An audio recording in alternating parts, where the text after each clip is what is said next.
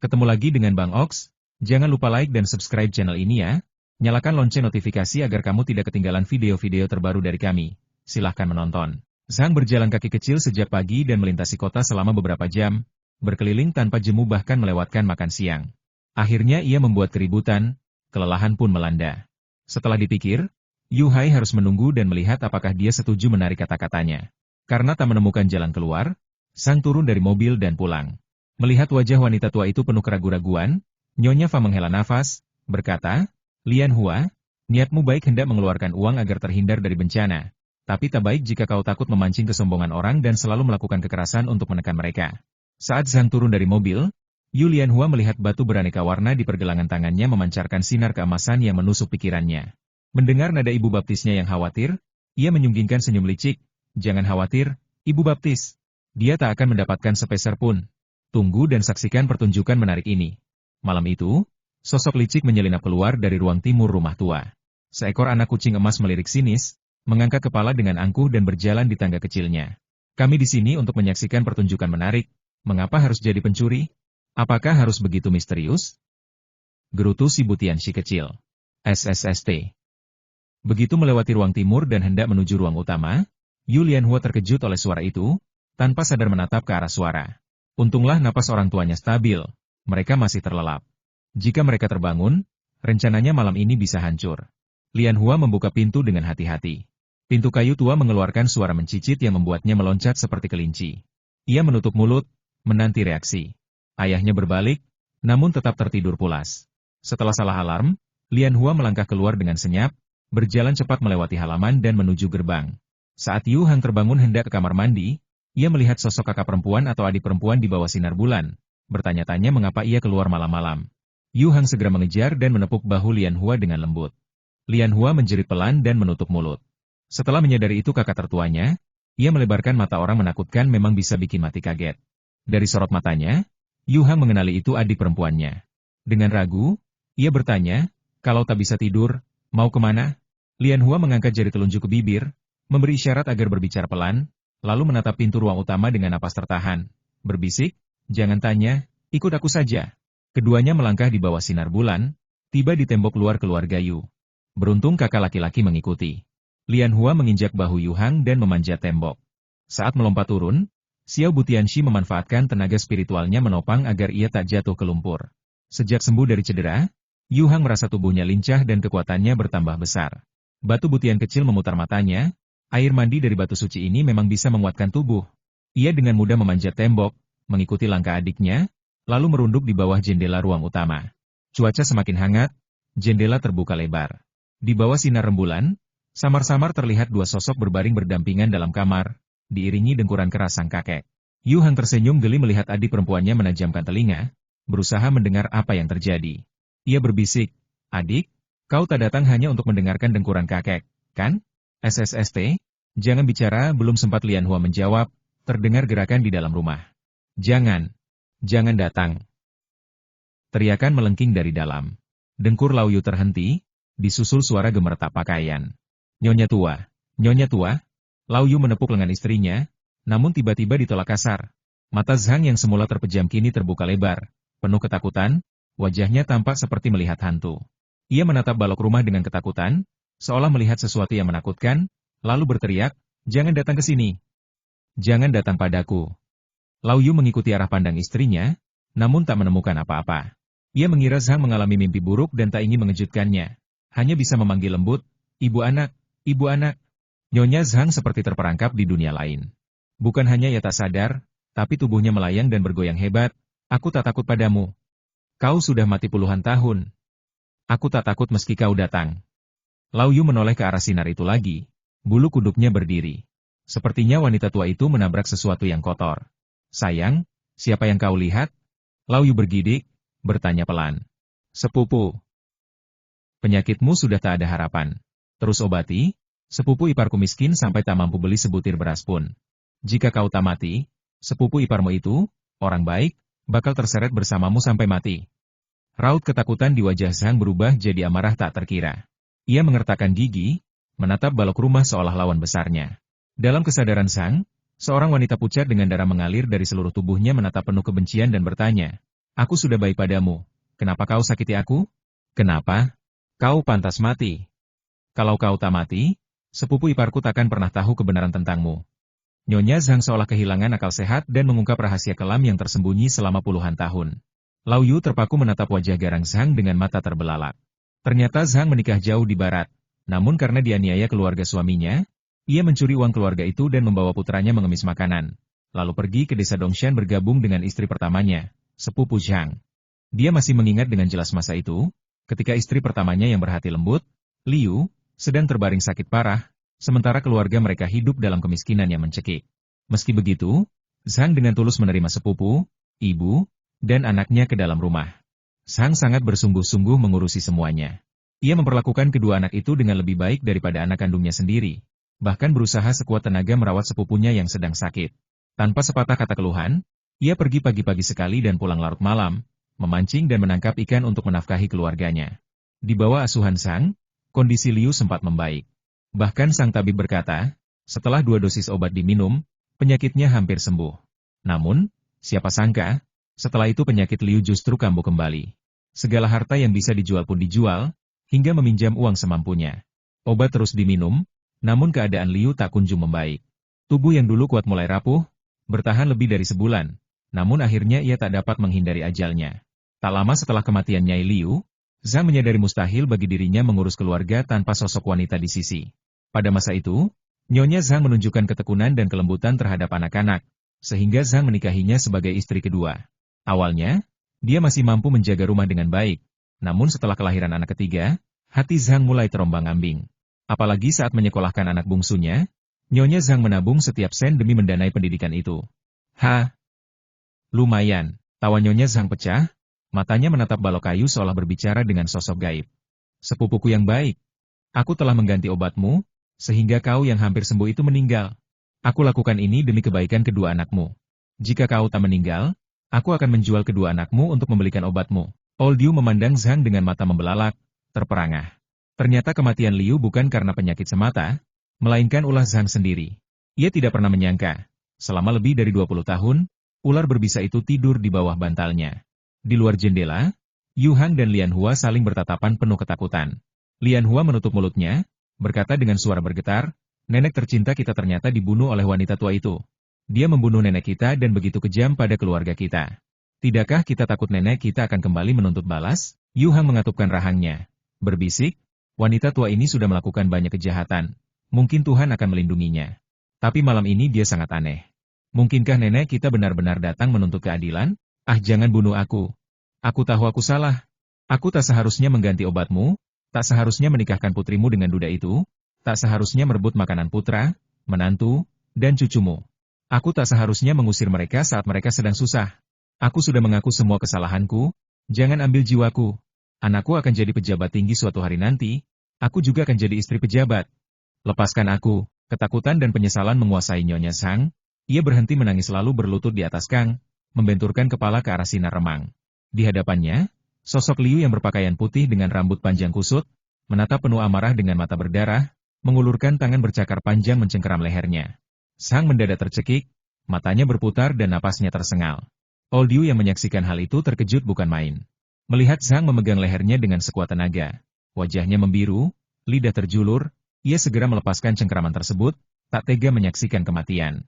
Zhang merasa seperti ikan yang terdampar di darat, nyawanya nyaris melayang. Ia menyesal dalam-dalam. Setelah melarikan diri dari rumah suaminya bersama putranya, bahkan ayah dan saudara kandungnya menolak menerimanya. Namun, sepupu jauh ini menerima dan menolongnya di saat tersulit, menyelamatkannya dari kematian akibat penyakit dan kelaparan. Ia seharusnya tidak membalas kebaikan itu dengan mengkhianatinya, mengganti obat sepupunya hingga tewas. Namun, semua ini adalah takdir. Siapa yang menyuruhnya jatuh cinta pada suami sepupunya? Jika sepupunya belum tiada, bagaimana mungkin ia menikah dengan lelaki tua itu dan mengurus semuanya? Kini, Nyonya Zhang dipenuhi rasa bersalah, tapi tiada penyesalan. Dengan segenap tenaga, Nyonya Zhang mencubit dirinya sendiri. Old Liu berusaha sekuat tenaga melepaskan cengkeraman itu. Nyonya Zhang terbatuk, pandangannya yang bingung menatap Old Liu, seolah memegang sedotan terakhir penopang nyawa, berteriak histeris, "Sepupu, kau tak bisa sepenuhnya menyalahkanku. Jika harus salahkan seseorang, salahkan sepupuku.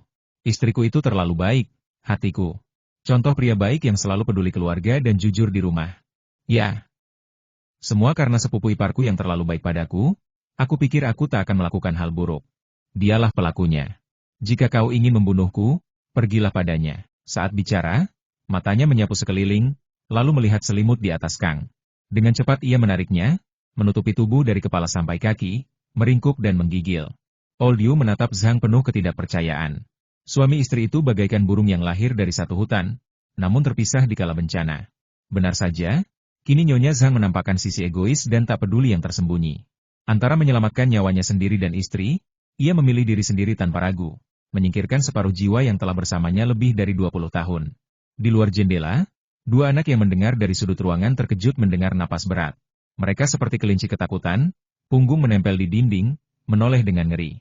Namun mereka melihat ayah mereka mengepalkan tangan penuh kesedihan, berusaha menahan diri. Kapan ayah datang? Apakah ia mendengar ucapan wanita tua itu? Yu Hai sangat ingin tahu tentang kematian ibunya hari itu, namun ia menyebut musuh yang telah lama ia benci sebagai ibunya sendiri. Rasa sakit ini bukanlah beban ringan bagi siapapun. Seekor anak kucing emas yang selalu mengikuti Yu Hang, menunjukkan kilatan kemarahan dalam pupil vertikalnya. Ia mengayunkan cakarnya, cahaya keemasan seperti jaring halus menembus dinding dan menyambar pikiran Zhang. Nyonya Zhang melemparkan selimutnya, wajahnya makin ketakutan. Ia meraih pakaiannya dan berteriak, "Jangan bawa aku pergi. Aku mengaku bersalah, aku mengaku semuanya. Berikan aku kesempatan bertobat. Putra bungsuku belum lulus ujian sarjana, dan putriku segera menikah. Mereka tak bisa hidup tanpa ibu. Putra dan putrimu memang tak bisa hidup tanpa ibu.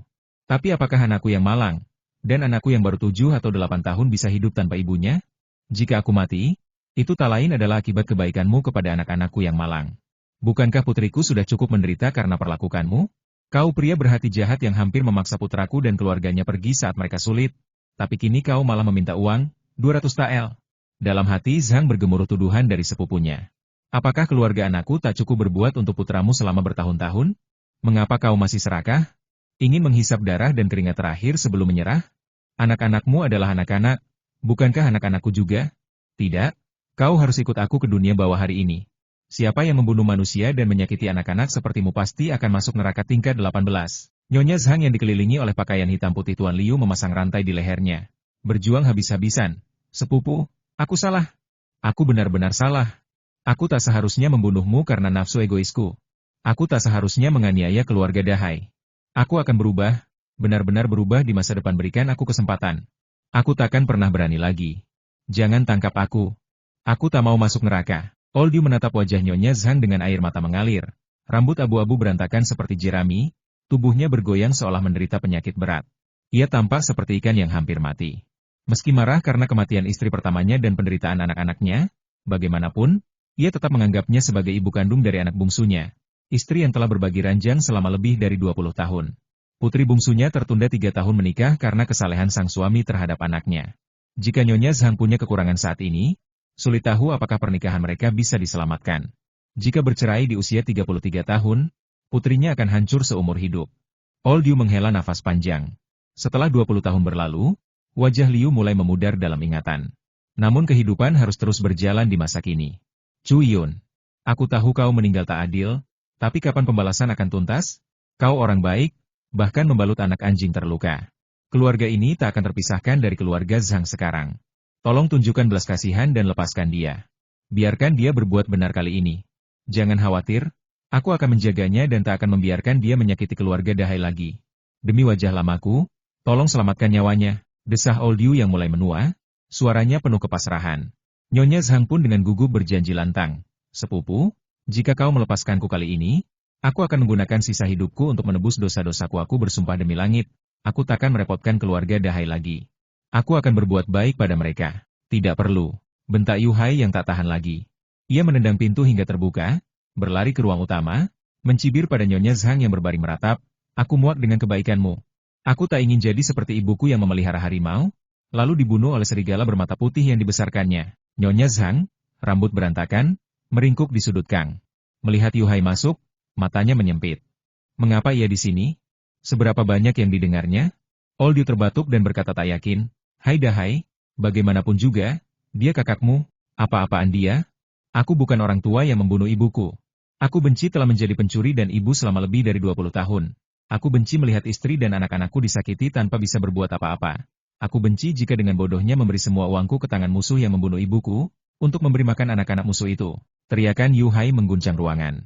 Memandang tatapan penuh kebencian itu, mata Zhang dipenuhi ketakutan, kecewa, dan kesedihan. Kini ia tak lagi bisa memakai status ibu tiri untuk memaksa Yu Hai. Ia telah menjadi musuh pembunuh ibunya. Beruntunglah Yu Hai belum membalas dendam ibunya. Dahai, tidakkah kau mengerti? Aku telah membawa kakak dan adikmu menapaki jalan kehidupan tanpa seberkas pujian, hanya kerja keras yang membalutnya. Suara Nyonya Zhang bergetar penuh harap, matanya memohon seolah Yu Hai adalah tiang penyelamat terakhir di tengah badai kehidupan. Demi persahabatan lama, bantulah aku merayu belas kasihan ibumu. Jangan biarkan jiwaku terjerat oleh amarah.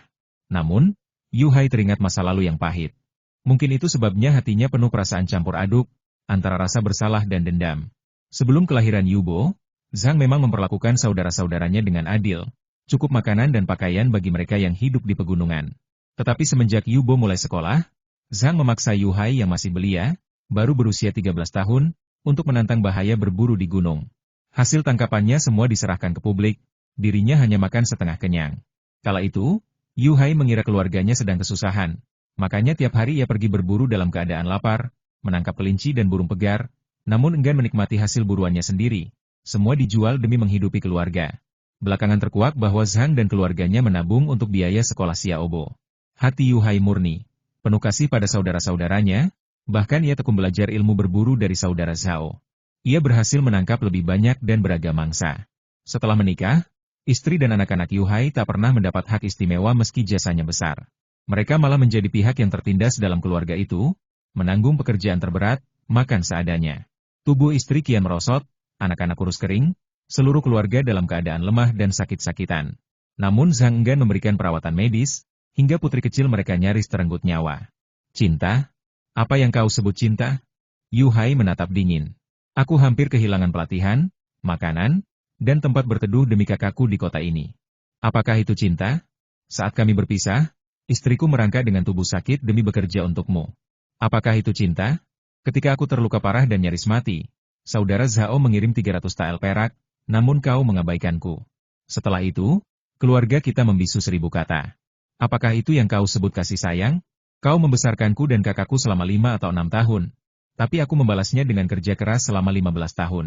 Jika itu belum cukup, 300 tael yang seharusnya menyelamatkan nyawaku itu adalah bukti nyata dari cintamu. Setiap kata meluncur dari bibir Yu Hai, disertai air mata yang membasahi pipinya. Kalau begitu, aku tak berhutang apapun padamu. Malah kau yang berhutang padaku. Nyawa ibuku ada di tanganmu. Kapan kau akan membayarnya? Nyonya Zhang terbiasa menyampaikan kebenaran di hadapan keluarga. Namun tak menyangka Yu Hai, yang selama ini patuh dan jujur, akan membantahnya dengan sekeras itu. Rasa takutnya seketika terbuang. Matanya tajam bak predator menghadap Yu Hai, dan ia berteriak, uang yang kau peroleh bukan untukku. Bertahun-tahun aku rela menahan lapar dan dingin. Bukankah aku masih darah daging keluarga Laoyu? Xiaobo adalah darah dagingmu. Kakak laki-laki itu seperti seorang ayah. Bukankah sepatutnya kau mendukung pendidikannya? Yu Hai membalas dengan kecewa. Kau salah. Aku bukan kakak laki-laki tertua. Chen Dashanlah yang telah mengubah nama menjadi Yu, dan dia serta Xiaobo lahir dari rahim yang sama. Lagi pula, ibumu masih di sini. Aku, sebagai saudara laki-laki kedua, seharusnya tak perlu mendukungnya. Dengan suara acuh tak acuh, Nyonya Zhang melontarkan, aku yang menghidupi kalian semua. Mengapa kau tak bisa menghidupi saudaramu sendiri? Kau kini kaya, tapi tak mau mengeluarkan 500 tael untuk saudaramu. Aku benar-benar buta membesarkanmu bak babi dan anjing. Seharusnya aku biarkan kau dan wanita tuamu pergi ke neraka bersama. Diam! Teriak Laoyu dengan tamparan keras ke wajah Nyonya Zhang. Apa maksudmu kau menghidupi kakak dan adik Dahai? Kau tahu cara memancing atau bertani? Makanan dan pakaian mereka tidak semua dari tanganku sebagai ayah.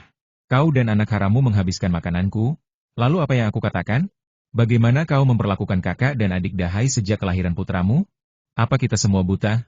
Nyonya Zhang menutupi wajah yang lebam, menatap kosong kepala Laoyu. Ia tak pernah menyangka lelaki tua yang sabar itu akan menyerangnya, akibat benih durjana yang ditinggalkan perempuan jalang itu. Dalam kemarahan, Nyonya Zhang mengerahkan seluruh tenaga, menekan kepala Laoyu ke tempat tidur dan menggaruk dengan kuku panjangnya hingga berdarah. Meski Laoyu melindungi wajahnya, beberapa cakaran tetap menoreh luka. Cukup! Seru Yu Hai sambil merengkuh lengan Zhang dan menariknya menjauh. Keributan itu bagai sarang lebah yang terganggu. Nyonya Zhang berguling-guling di ranjang sambil meraung. Cepatlah! Keluarga Lao Yu akan membunuhku. Kau dan putramu memukuli wanita tua sepertiku hingga nyaris mati. Ini keterlaluan. Ini pembunuhan. Yu Dashan yang mendengar keributan segera menerobos masuk, menyingkirkan Li dan melindungi Zhang dengan tubuhnya. Hai. Bagaimanapun juga, ibuku adalah saudaramu, bagaimana bisa kau berlaku seperti ini padanya? Yu Caidi berdiri di pintu, air mata membasahi wajahnya, tubuhnya gemetar hebat. Ia memandang ibunya dengan mata penuh kebingungan dan duka. Ibunya yang dulu penuh kasih kini justru membunuh ibu saudara keduanya. Jika saudara laki-laki kedua melapor ke pejabat, ibunya bisa kehilangan nyawa. Gadis baik hati yang penuh ketakutan itu akhirnya pingsan di dekat pintu. Keadaan menjadi kacau, tak seorang pun yang mampu mengendalikan diri. Yu Hai memandang dingin Tuan Zhang yang seolah bermain-main dengan nyawanya dan berkata tegas, biarlah pemerintah menentukan benar dan salah. Membunuh untuk membayar nyawa adalah hal yang benar, membayar utang dengan darah adalah kewajiban. Tangisan Nyonya Zhang tiba-tiba terhenti. Matanya yang menatap Yu Hai dipenuhi ketakutan. Kata-kata Yu Hai bagai pedang tajam yang menusuk hatinya lebih dalam daripada bayangan hantu sepupunya. Liu. Ia tahu, ia tak bisa melapor ke pejabat, juga tak rela masa depan putra bungsunya ternoda dengan julukan putra pembunuh. Putra bungsunya akan mengikuti ujian kekaisaran, meniti karir tinggi. Tidak. Dahai, kau tak boleh lakukan ini. Kau akan menghancurkan adikmu. Xiaobo adalah saudaramu, apakah kau tega merusak masa depannya karena laporanmu? Ratap Nyonya Zhang, sambil meraih pakaian Yu Hai, berharap membujuknya. Yu Lianhua, tak tahan melihat kekalutan, bangkit berdiri. Suaranya lantang dan tegas, kau salah. Pamanku tidak merusak masa depannya demi ayahku. Kau, ibu mertua jahat. Karena kau berani membunuh, kau harus menanggung semua akibatnya. Jangan bawa-bawa moral untuk menculik ayahku. Ayahku hanya membalaskan dendam nenekku. Itu kewajiban setiap anak laki-laki, dia tidak bersalah. Bayang masa depan putra bungsunya memenuhi pikiran Nyonya Zhang. Air matanya mengalir deras, ya, ini semua salahku. Tapi Xiaobo tak berdosa. Caidi juga tak bersalah. Jika putriku ternoda sebagai anak pembunuh, keluarga MU pasti memutuskan pertunangan, menghancurkan hidupnya. Ia terisak, memohon belas kasih untuk keduanya. Kasihanilah mereka dan biarkan aku pergi kali ini. Besok aku akan memperbaiki makam ibumu. Memohon biksu senior mendoakan, mendirikan plakat dan mengadakan persembahan di hari pertama dan kelima bulan lunar. Melihat Nyonya Zhang benar-benar menangis, dan teringat adik-adiknya, hati Yu Hai sedikit goyah. Saat itu, Lao Yu datang dengan wajah penuh luka. Memohon, Dahai, Nyonya Zhang memang telah berbuat keji. Namun, menghukumnya pun tak akan mengembalikan nyawa ibumu. Kau harus urus yang hidup. Demi saudaramu yang malang, mengapa tidak melapor pada pihak berwenang? Yu Lianhua menyaksikan ayahnya merendah, tak ingin membiarkan Zhang pergi begitu saja. Wanita tua itu sering sembuh dari luka fisik dan melupakan sakit hati. Namun, jika ia terus mengusik, bisa jadi akan muncul gejolak yang lebih berbahaya. Ia berpikir sejenak dan berkata, bukan mustahil ayahku melepas keinginan melapor ke polisi. Tapi kita harus yakin dia benar-benar menyesal. Sejak nenekku sendiri datang menemuinya, dia pasti sadar bahwa Nyonya Zhang tak mau bertobat dan terus menindas keluarga kami. Nenek tak tahan lagi, maka ia datang melawan ketidakadilan. Lianhua terdiam sebentar, lalu melanjutkan, kakek, tahukah kau apa yang dilakukan Nyonya Zhang saat ke kota? Ia memaksa ayahku mengambil 500 tael perak dan membiarkan kakak iparku masuk Akademi Rongsuan lewat pintu belakang. Jika itu benar, kami rela meminjam uang demi masa depan kakak iparku. Namun aku menanyakannya pada dekan akademi, dan tak ada hal semacam itu. Akademi sudah laporkan kasus ini ke pejabat, dan aku yakin masalah ini segera terungkap. Kakek. Saat ia membuka mulut, ia mendapatkan 500 tael perak, bukan 5 atau 50 tael. Berapa banyak keluarga yang tak pernah mendapat penghasilan sebanyak itu seumur hidup? Kakek, pamanku dan ayahku sama-sama anakmu. Kau tak bisa mengorbankan satu demi yang lain. Ayahku tak lagi punya ibu, bagaimana mungkin ia tak punya cinta seorang ayah?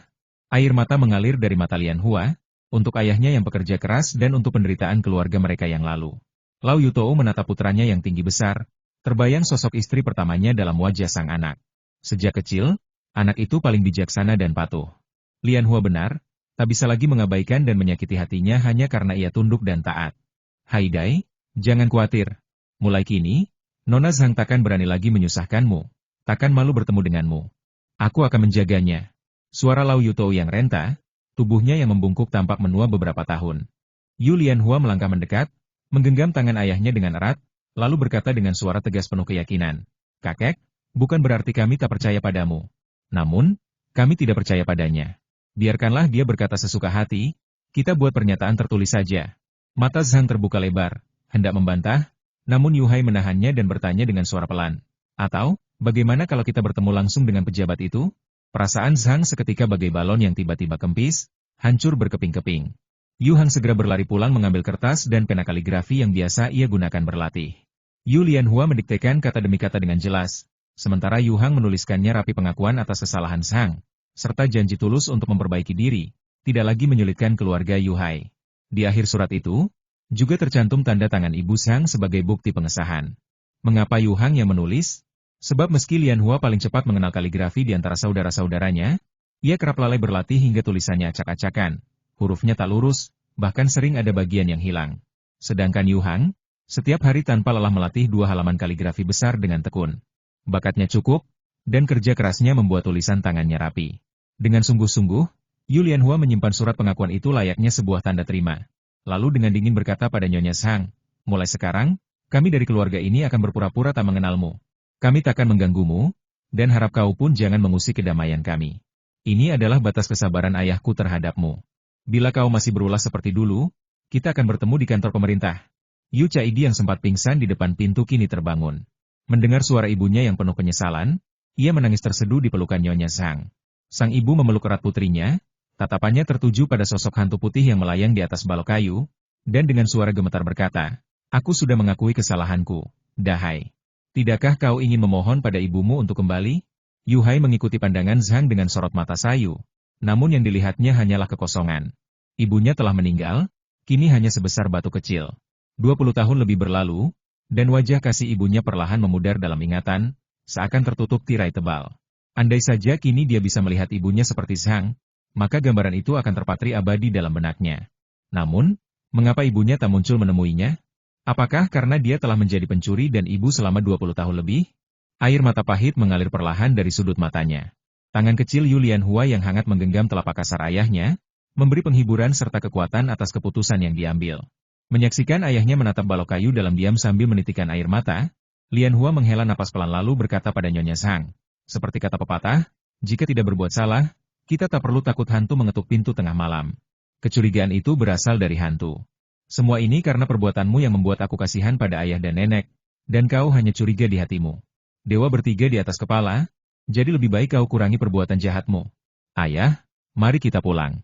Setelah ucapan itu, ayah dan anak berjalan meninggalkan halaman, diiringi teriakan nyaring dari Zhang. Yu Hang dan Lianhua berjalan di samping Yuhai, satu di kiri dan satu di kanan.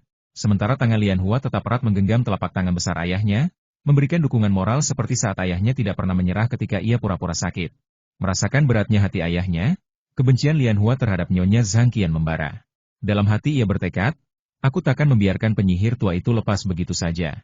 Kalau aku tak buat dia menderita beberapa hari, sulit rasanya melunakkan kebencianku. Baik, serahkan padaku. Batu butian kecil bersiap dengan rasa cemburu yang menyala, tampak sangat bersemangat. Nyonya Zhang mengalami penderitaan berat. Beberapa hari berikutnya, ia nyaris tak berani memejamkan mata, sebab setiap kali ia terlelap, ia melihat sepupunya menatapnya dengan mata berdarah, diam dan tanpa kata. Menatap mata penuh kesedihan itu, sekeras apapun hatinya, ia tak bisa terlelap. Insomnia yang berkepanjangan membuatnya cepat lelah. Dalam beberapa hari, rambutnya memutih seluruhnya, kerutan bertambah banyak, kantung mata membengkak hingga nyaris mencapai sudut mulutnya. Wajahnya tampak 10 tahun lebih tua. Dan kondisi mentalnya memburuk namun kisah itu akan diceritakan kemudian. Cao Er, katakan padaku, apakah nenek menyalahkanku? Mengapa ia tak mau bertemu denganku? Yu Hang berhenti dan memandang pegunungan hitam pekat yang diterangi rembulan, akhirnya memecah keheningan di antara mereka. Lianhua buru-buru menjawab, tak mungkin. Nenek mungkin menyalahkan dirinya sendiri. Ia juga tertipu oleh wanita tua Zhang dan sangat percaya padanya. Bahkan ia sempat menitip pesan terakhir agar Zhang menjaga bibiku dan kamu. Wanita tua itu mengkhianati kepercayaan nenek. Semua ini salah Zhang, jangan menyalahkan dirimu. Yuhai menggeleng pelan, berkata dengan suara berat, aku sungguh tak berbakti sebagai anak. Aku hampir lupa bagaimana rupa ibuku. Baru saja ia selesai berkata, sosok putih mulai muncul di jalan di hadapannya, dari samar hingga nyata seorang wanita muda dengan senyum lembut, tak lebih dari 30 tahun, rambut hitam terbalut syal bermotif biru putih, tatapannya penuh cinta dan lega. Desahan lirih terdengar, hai Erku, aku telah sangat menderita demi dirimu. Ibu Yuhai tersedak dan memanggil. Sosok ibunya itu semakin jelas di benaknya. Inilah wajah ibunya sebelum sakit. Dalam hati putranya, ibunya adalah yang terindah, lembut, dan penuh kasih di dunia ini. Tak hanya Yu Hai, tapi juga Yu Hang dan Yu Lianhua menyaksikan sosok itu. Lianhua membuka matanya lebar-lebar, memuji batu butian kecil dalam hati. Tang Yuan kecil, kamu luar biasa. Tapi, aku tak melakukan apa-apa. Monster macam apa ini? Aku tunggu batu doaku sebentar lagi. Anak kucing emas yang duduk di kakinya melonjak ke punggungnya. Ekornya terangkat tinggi, siap bertarung kapan saja. Yu Lianhua buru-buru membungkuk, meraih ekor kucing kecil itu sambil menggendongnya. Tak peduli apakah wujud ilusi jiwa itu hanyalah ciptaan batu butian kecil. Pihak lain tak berniat jahat, dan kekurangan spiritual ayahnya telah terobati. Itu sudah cukup. Ibu anakku, aku berduka cita. Yu Hai, hampir berusia 30 tahun, berlutut di jalan pegunungan, menangis seperti anak yang hilang. Sosok itu memandang Yu Hai penuh kesedihan, lalu suara panjang angin bergema. Tidak, itu karena ibumu tak mengenali orang, dan ia telah sangat menderita demi kalian, anak-anakku. Bu, anakmu tak berguna. Aku tak bisa menghentikan adikmu menikah jauh.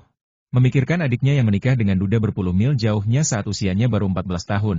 Yu Hai teringat betapa tak berdaya dan sedihnya ia kala itu. Air mata kembali mengalir deras. Wanita itu seakan tak sanggup menanggung kesedihan. Melayang mendekati Yu Hai, lembut meletakkan tangan tembus pandangnya di kepala putranya dan berkata dengan suara penuh kelembutan, jangan salahkan dirimu. Walau tempat itu dingin dan pahit, kakak iparmu baik pada adikmu, dan adikmu kini menjalani hidup yang cukup baik. Bu, kamu dan adikmu adalah darah daging. Kalian harus baik satu sama lain. Yu Hai menatap mata lembut ibunya, terikat rasa kasih dalam hati, lalu berbisik, Bu, aku akan berusaha. Putraku sekarang hidup dengan baik. Dalam beberapa hari, ia akan membawa keluarganya pindah ke sini. Kami akan saling menjaga dengan baik. Wanita itu menundukkan kepala, termenung sejenak, lalu mengangguk, tak ada lagi keluarga kakak iparmu, jadi sebaiknya kau pindah ke sini. Namun masalah ini harus disetujui kakak dan suamimu. Haier akan mengurusnya. Ibu akan selalu aman dalam mengurus semua ini, jangan khawatir. Tuan, lepaskan aku. Hantu ini sia-sia mati, tak bisa bereinkarnasi dan menjadi roh kesepian. Seiring waktu, kebencian menumpuk menjadi roh jahat yang menyakiti orang. Aku akan membacakan mantra agar ia kembali ke siklus reinkarnasi. Itu cara yang benar. Anak kucing emas melihat jiwa itu tak berniat jahat, lalu tak lagi jijik seperti sebelumnya. Namun cara itu harus dilakukan sekali dan untuk selamanya.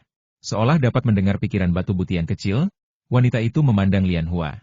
Meski ini pertama kali menghadapi kejadian gaib, tatapan dan sikap lembutnya membuat orang hampir lupa bahwa ia hanyalah jiwa yang muncul. Wanita itu mendekati Lianhua dengan langkah ringan, tersenyum lembut melihat tatapan murni yang tak takut dari gadis itu. Suara lembut bergema di benak Lianhua. Nak, tak peduli siapa kau atau dari mana datangmu, tolonglah bantu cucu perempuan malangku bertahan hidup. Yu Lianhua terkejut luar biasa. Menatap wanita itu penuh heran dan takut bagaimana bisa ia tahu bahwa Lianhua bukanlah Lianhua yang asli. Wanita itu menghela napas pelan, jangan takut, nak. Aku belum pernah pergi selama bertahun-tahun, dan menyaksikan semua yang terjadi di rumah. Saat cucuku yang malang patah dahi, aku melihat jiwanya diambil oleh pemandu dunia bawah. Aku juga melihat jiwamu terlahir kembali dalam diri cucuku. Jiwamu putih bersih tanpa niat jahat, jadi aku tak hentikan. Untungnya, aku tak bertindak sejak awal. Terima kasih atas semua yang kau lakukan untuk keluarga ini. Ya, untung dia tak campur tangan, jika tidak guru, kau akan bingung. Saat itu, kekuatan spiritualku minim, hanya cukup membawamu melewati ruang dan waktu. Jika ia bertindak, aku bisa melakukannya. Batu butian kecil merasa takut sesaat. Yu Hai menyaksikan jiwa ibunya berlama-lama di depan putrinya, tanpa ada sedikit ketakutan di mata gadis itu. Ayah yang berbakti itu segera mendekat dan memeluk bahu putrinya. Menghibur, jangan takut, Cao Er, dia adalah nenekmu sendiri. Dia tak akan menyakitimu. Suara wanita itu terus terdengar dalam benak mereka, ayahmu benar. Takdir telah menyatukan kalian, dan kau terlahir kembali di tubuh cucuku. Maka aku dianggap nenekmu. Awalnya aku tak hentikanmu, dan kini aku tak akan menyakitimu. Wanita itu bersuara lantang agar ketiganya mendengar. Lianhua, kau anak baik. Nenek ingin mengucapkan terima kasih. Yu Hai segera menimpali, ya, ibu. Jika bukan karena Lianhua, keluarga kami takkan bisa membuka jalan. Lianhua adalah perawan keberuntungan yang dipandu dewa kekayaan. Wanita itu tersenyum dan mengangguk. Lalu suaranya kembali terdengar di benak Lianhua, kau memiliki benda ajaib yang membawaku kembali ke reinkarnasi. Keinginanku di dunia ini terpenuhi, kini saatnya aku pergi. Di alam kesadaran Lianhua, batu butian kecil berbisik kepada wanita itu menyelamatkan nyawa jauh lebih mulia daripada membangun pagoda 7 tingkat. Jangan gusar, aku akan membantumu. Namun kata-kata itu terhenti oleh suara tua yang bergetar. 3 manusia dan 1 bayangan hantu menoleh ke arah suara, dan di bawah sinar rembulan, tampak sosok reot Sang Lao Yutou. Malam ini, raut wajahnya tampak lebih renta daripada sebelumnya. Wanita berbaju putih menatap Lao Yutou dengan mata yang kehilangan kehangatan semula. Dengan tenang dia berkata, "Yu Liqiu, cinta yang pernah kita ikrarkan sebagai suami istri telah lama pudar kala kau tutup mata atas perbuatan Sang. Jujur kukatakan, aku kecewa padamu." Orang berkata, "Jika punya ibu tiri, maka ayahmu pun takkan berbeda." Air mata mengalir dari wajah tua itu, entah karena kenangan atau rasa bersalah. Suaranya gemetar, "Maafkan aku tak mampu menjaga anak-anak kita dengan baik. Aku tak bisa membantumu." Namun wanita itu tak menampakkan emosi. Suaranya dingin, "Jangan ucapkan kata sia-sia. Aku terlalu lelah untuk mendengar. Aku tak memerlukan pengakuan atau penebusan darimu. Mulai saat ini, makin sedikit masalah dari keluarga Haier, itulah penebusan terbaik yang dapat kau berikan." Ia lalu memandang Yu Hai dengan enggan, suaranya melembut, "Haier, aku pergi. Kelahiran kembali adalah jalan terbaik bagiku. Jangan bersedih, berbahagialah." Mata wanita itu melirik anak kucing yang berada dalam pelukan Lian Hua. Xiao Butianxi menangkap niat tersebut, dan cahaya keemasan perlahan menyelimuti tubuh wanita itu. Sosoknya pun kian memudar, lenyap dalam kegelapan. Ibu tangis Yu Hai bergema pilu di tengah hening hutan pegunungan. Namun hatinya tahu, reinkarnasi adalah jalan terbaik bagi sang ibu. Meski berat melepas, ia tak mampu menahan. Lao Yutou meratap pilu, bergumam, "Dia menyalahkanku, menyalahkanku. Dia tak ingin memaafkanku. Cuyun, maafkan aku." Hai dan Lao Yu menjadi orang pertama yang berlutut di jalan pegunungan, membungkuk dan menatap ke arah di mana sosok itu menghilang, tak mampu menguasai diri untuk waktu yang lama. Angin pegunungan yang sejuk berhembus, membawa keheningan yang menusuk, hingga Yu Lianhua bersin keras. Bersin itu seolah membangkitkan Yu Hai dari kesedihan. Ia menyeka air mata, berdiri, melepaskan mantel dari pundaknya, membalutkan hangat ke tubuh putrinya, berkata dengan suara parau, "Cao Er, pakailah ini, jangan sampai kedinginan." "Ayah, kau juga harus segera kembali." Dia menyalahkanku. Sang Lao Yutou tampak linglung, terus menggumam.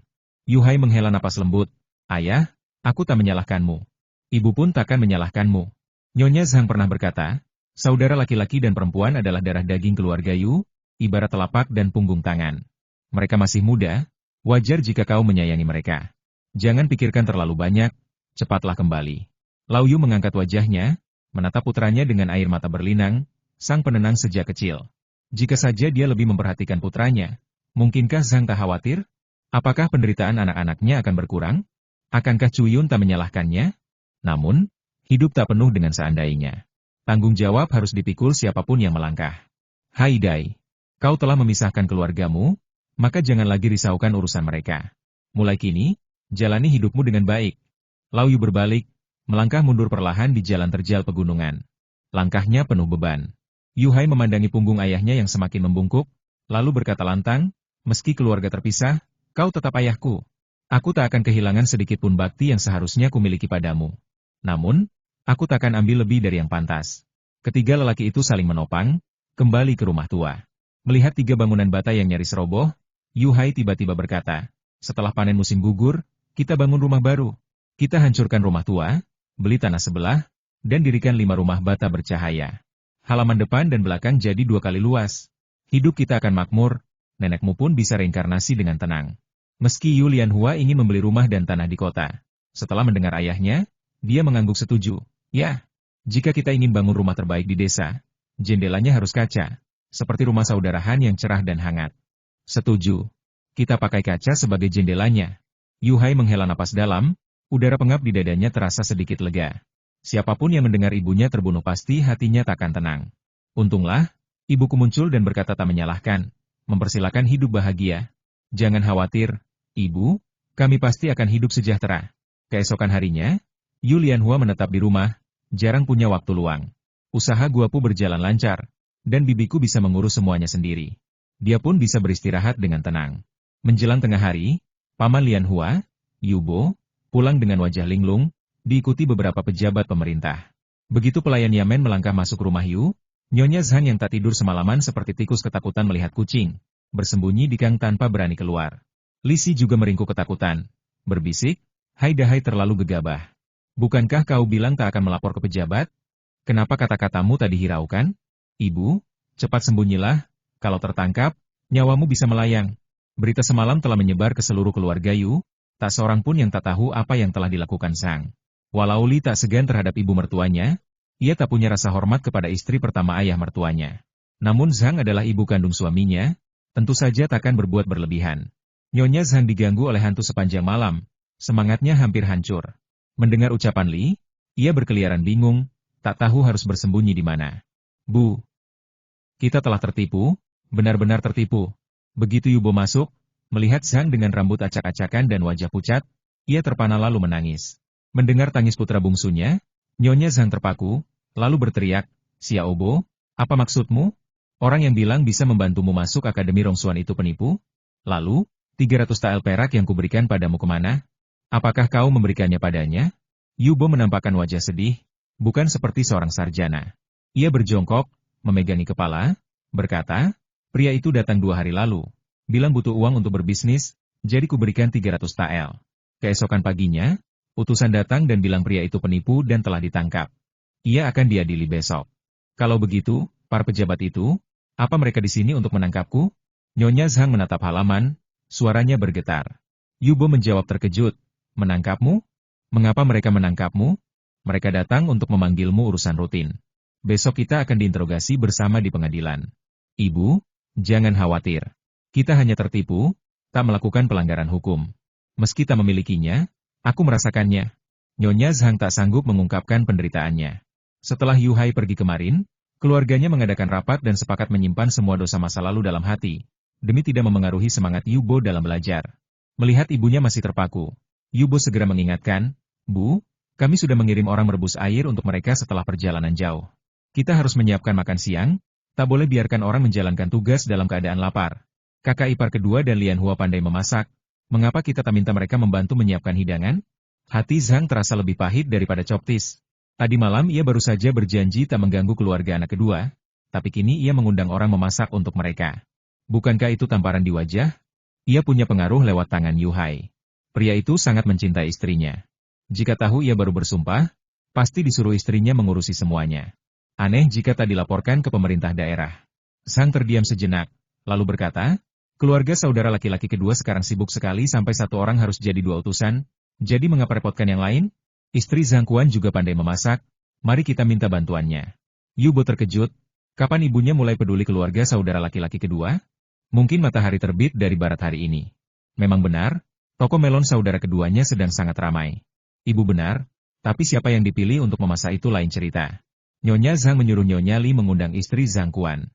Setelah menyapa pejabat dengan sopan, ia pergi menangkap seekor ayam jantan besar di kandang untuk disembelih. Ayam-ayam peliharaan baginya sangat berharga. Bahkan saat tahun baru Imlek tak rela dibunuh. Hari ini adalah pengorbanan besar. Ia mengeluarkan beberapa telur, berpikir sejenak, lalu mengembalikannya dan memberi isyarat pada putranya. Xiaobo, menurutmu, apakah kita akan mendapatkan kembali uang yang hilang? Yubo menjawab dengan wajah malu. Wajar kalau aku baru mengirim uang 2 hari lalu, cuma sehari diantaranya. Orang itu pasti tak sempat mengeluarkan uang. Tapi, ia memandang keluar, berbisik, orang bilang, Yamen terbuka ke selatan. Kalau punya alasan, jangan masuk jika tak ada uang. Kuprediksi 300 tael itu akan disita jika ketahuan. Hati Zhang hancur. 300 tael bukan jumlah kecil, hampir separuh tabungan keluarga. Tak ada yang sekuat Yu Hai untuk mengais rezeki, jadi uang itu takkan kembali dalam hidup ini. Ia menekan dadanya, lututnya lemas, duduk di tanah. Bu, ada apa? Jangan takutkan aku. Yubo panik melihat ibunya memegangi dada. Sesak napas, kehilangan akal sehat. Sang menghela napas panjang, duduk terdiam menangis tanpa suara. Ia teringat kata Lian Hua kemarin tentang Akademi Rongsuan, tempat pejabat kuat, bangsawan, dan pedagang kaya berlomba memasukkan putra mereka. Biayanya 500-50 ribu tael perak. Jika bisa masuk, pasti rebutan tempatnya. Bagaimana hal baik itu bisa datang pada orang biasa seperti mereka? Mengapa ia kehilangan akal dan percaya dusta pembohong? Bu, ibu sudah merasa lebih baik? Ini semua salah putraku. Kalau bukan karena dia, kita tak akan kehilangan uang sebanyak ini dan ibu tak perlu khawatir. Yubo penuh sesal. Jika ia tak giat belajar, bagaimana mungkin jadi sasaran tipu daya? Dengan lihai, Yubo hanya mengeluarkan 200 keping perak untuk membungkam mulut si penipu. 100 keping perak sisanya, Rencananya akan diserahkan kepada pemuda itu setelah ibundanya berhasil mengumpulkan sisa perak yang dibutuhkan. Namun, takdir berkata lain, si penipu berhasil ditangkap hanya dalam sehari. Yubo meratapi nasib perak yang telah melayang. 100 keping perak yang tersisa, ia simpan sebagai pundi-pundi pribadi, tanpa sepengetahuan ibundanya. Walau begitu, ibundanya tak pernah kikir dalam urusan uang untuknya. Namun, dengan uang di tangan, terasa lebih leluasa untuk digunakan. Nyonya Zhang, dengan pelipis yang berkerut, tampak garang dengan kekusutan di wajahnya. Pikirannya berkecamuk, tak rela 300 keping perak lenyap begitu saja. Ia meminta Nyonya Li untuk membantu istri Zhang Quan, lalu bergegas menuju pohon elm tua di ujung desa. Di bawah rindangnya pohon elm, Lau Yuto berjongkok, menyimak obrolan kepala desa dan kakak tertuanya. Yu Li Chun, sang kakak ketiga, menyadari wajah adiknya yang kurang berseri. Namun pertanyaan yang dilontarkan tak berbalas. Ia merasa ada keanehan yang menyelimuti. Kepala desa dan Yu Li Chun mengalihkan pembicaraan tentang tahun baru kepada putra bungsu Yu Jiang Kudengar. Dajiang membantu mengumpulkan hasil laut, dan usahanya cukup menjanjikan. Apakah ia hanya membantu, atau mendapatkan upah? Membayangkan keuntungan yang dibawa pulang putra bungsunya setiap hari, Yu Li Chun tersenyum lebar. Dahai memang anak yang baik dan berbakti. Ia tak pernah makan sendiri. Saudaranya pun tak luput dari perhatiannya. Usaha pengumpulan hasil laut untuk keluarga Yao ini, bisa dibilang Dahai yang merawat kami. Kedua belah pihak bekerja sama. Soal pendapatan, ya, lumayanlah. Yu Li Chun masih memegang teguh prinsip untuk tidak memamerkan kekayaan. Jika ia dengan gegabah membocorkan pendapatan Yu Jiang dalam beberapa hari terakhir, bisa jadi akan menimbulkan masalah di kemudian hari. Sebagai manusia, lebih baik merendah. Namun, ekspresi wajahnya yang tak terkendali seolah tak bisa menyembunyikan pundi-pundi yang semakin menggemuk. Kepala desa mengelus janggutnya, tersenyum sambil menyindir, kalian ini, masih saja menyembunyikan kebenaran. Apakah aku akan mencuri usahamu? Yu Li Chun menjawab dengan senyum, sebenarnya tidak seberapa. Tapi ini lebih baik daripada bekerja di dermaga. Penghasilan sehari bisa lebih banyak. Tentu tak sebanding dengan putra kecilmu yang berurusan dengan para pejabat. Putra bungsu kepala desa adalah seorang asisten hakim di daerah tetangga. Gajinya memang tak seberapa, namun tetap saja ia bisa disebut sebagai abdi negara. Kepala desa selalu bangga dengan putra bungsunya. Saat keduanya asyik berbincang, Nyonya Zhang keluar dari desa. Ia mengangguk sopan kepada kepala desa dan pamannya, lalu berkata kepada Lau Yu yang sengaja tak memandangnya, ayah Xiaobo. Seorang pejabat daerah datang ke rumah, katanya sedang menyelidiki kasus penipuan Xiaobo.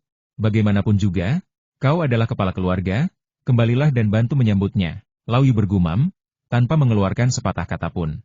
Akhirnya, ia menghela napas panjang, berdiri perlahan, meletakkan tangannya di belakang punggung, dan berjalan menuju rumahnya. Zhang buru-buru menyusul dengan langkah kecilnya. Keduanya terdiam sepanjang jalan. Saat hampir sampai di rumah, Nyonya Zhang memecah keheningan ayahnya, aku tahu kau menyalahkanku. Tapi semua sudah terjadi. Kita tak bisa kembali dan memulai dari awal. Kita harus tetap menjalani hidup ini. Xiaobo memang anak yang menjanjikan, hanya saja keberuntungannya sedang buruk tahun ini. Bukankah peramal pernah mengatakan bahwa keluarga kita akan memiliki pejabat tinggi di masa depan?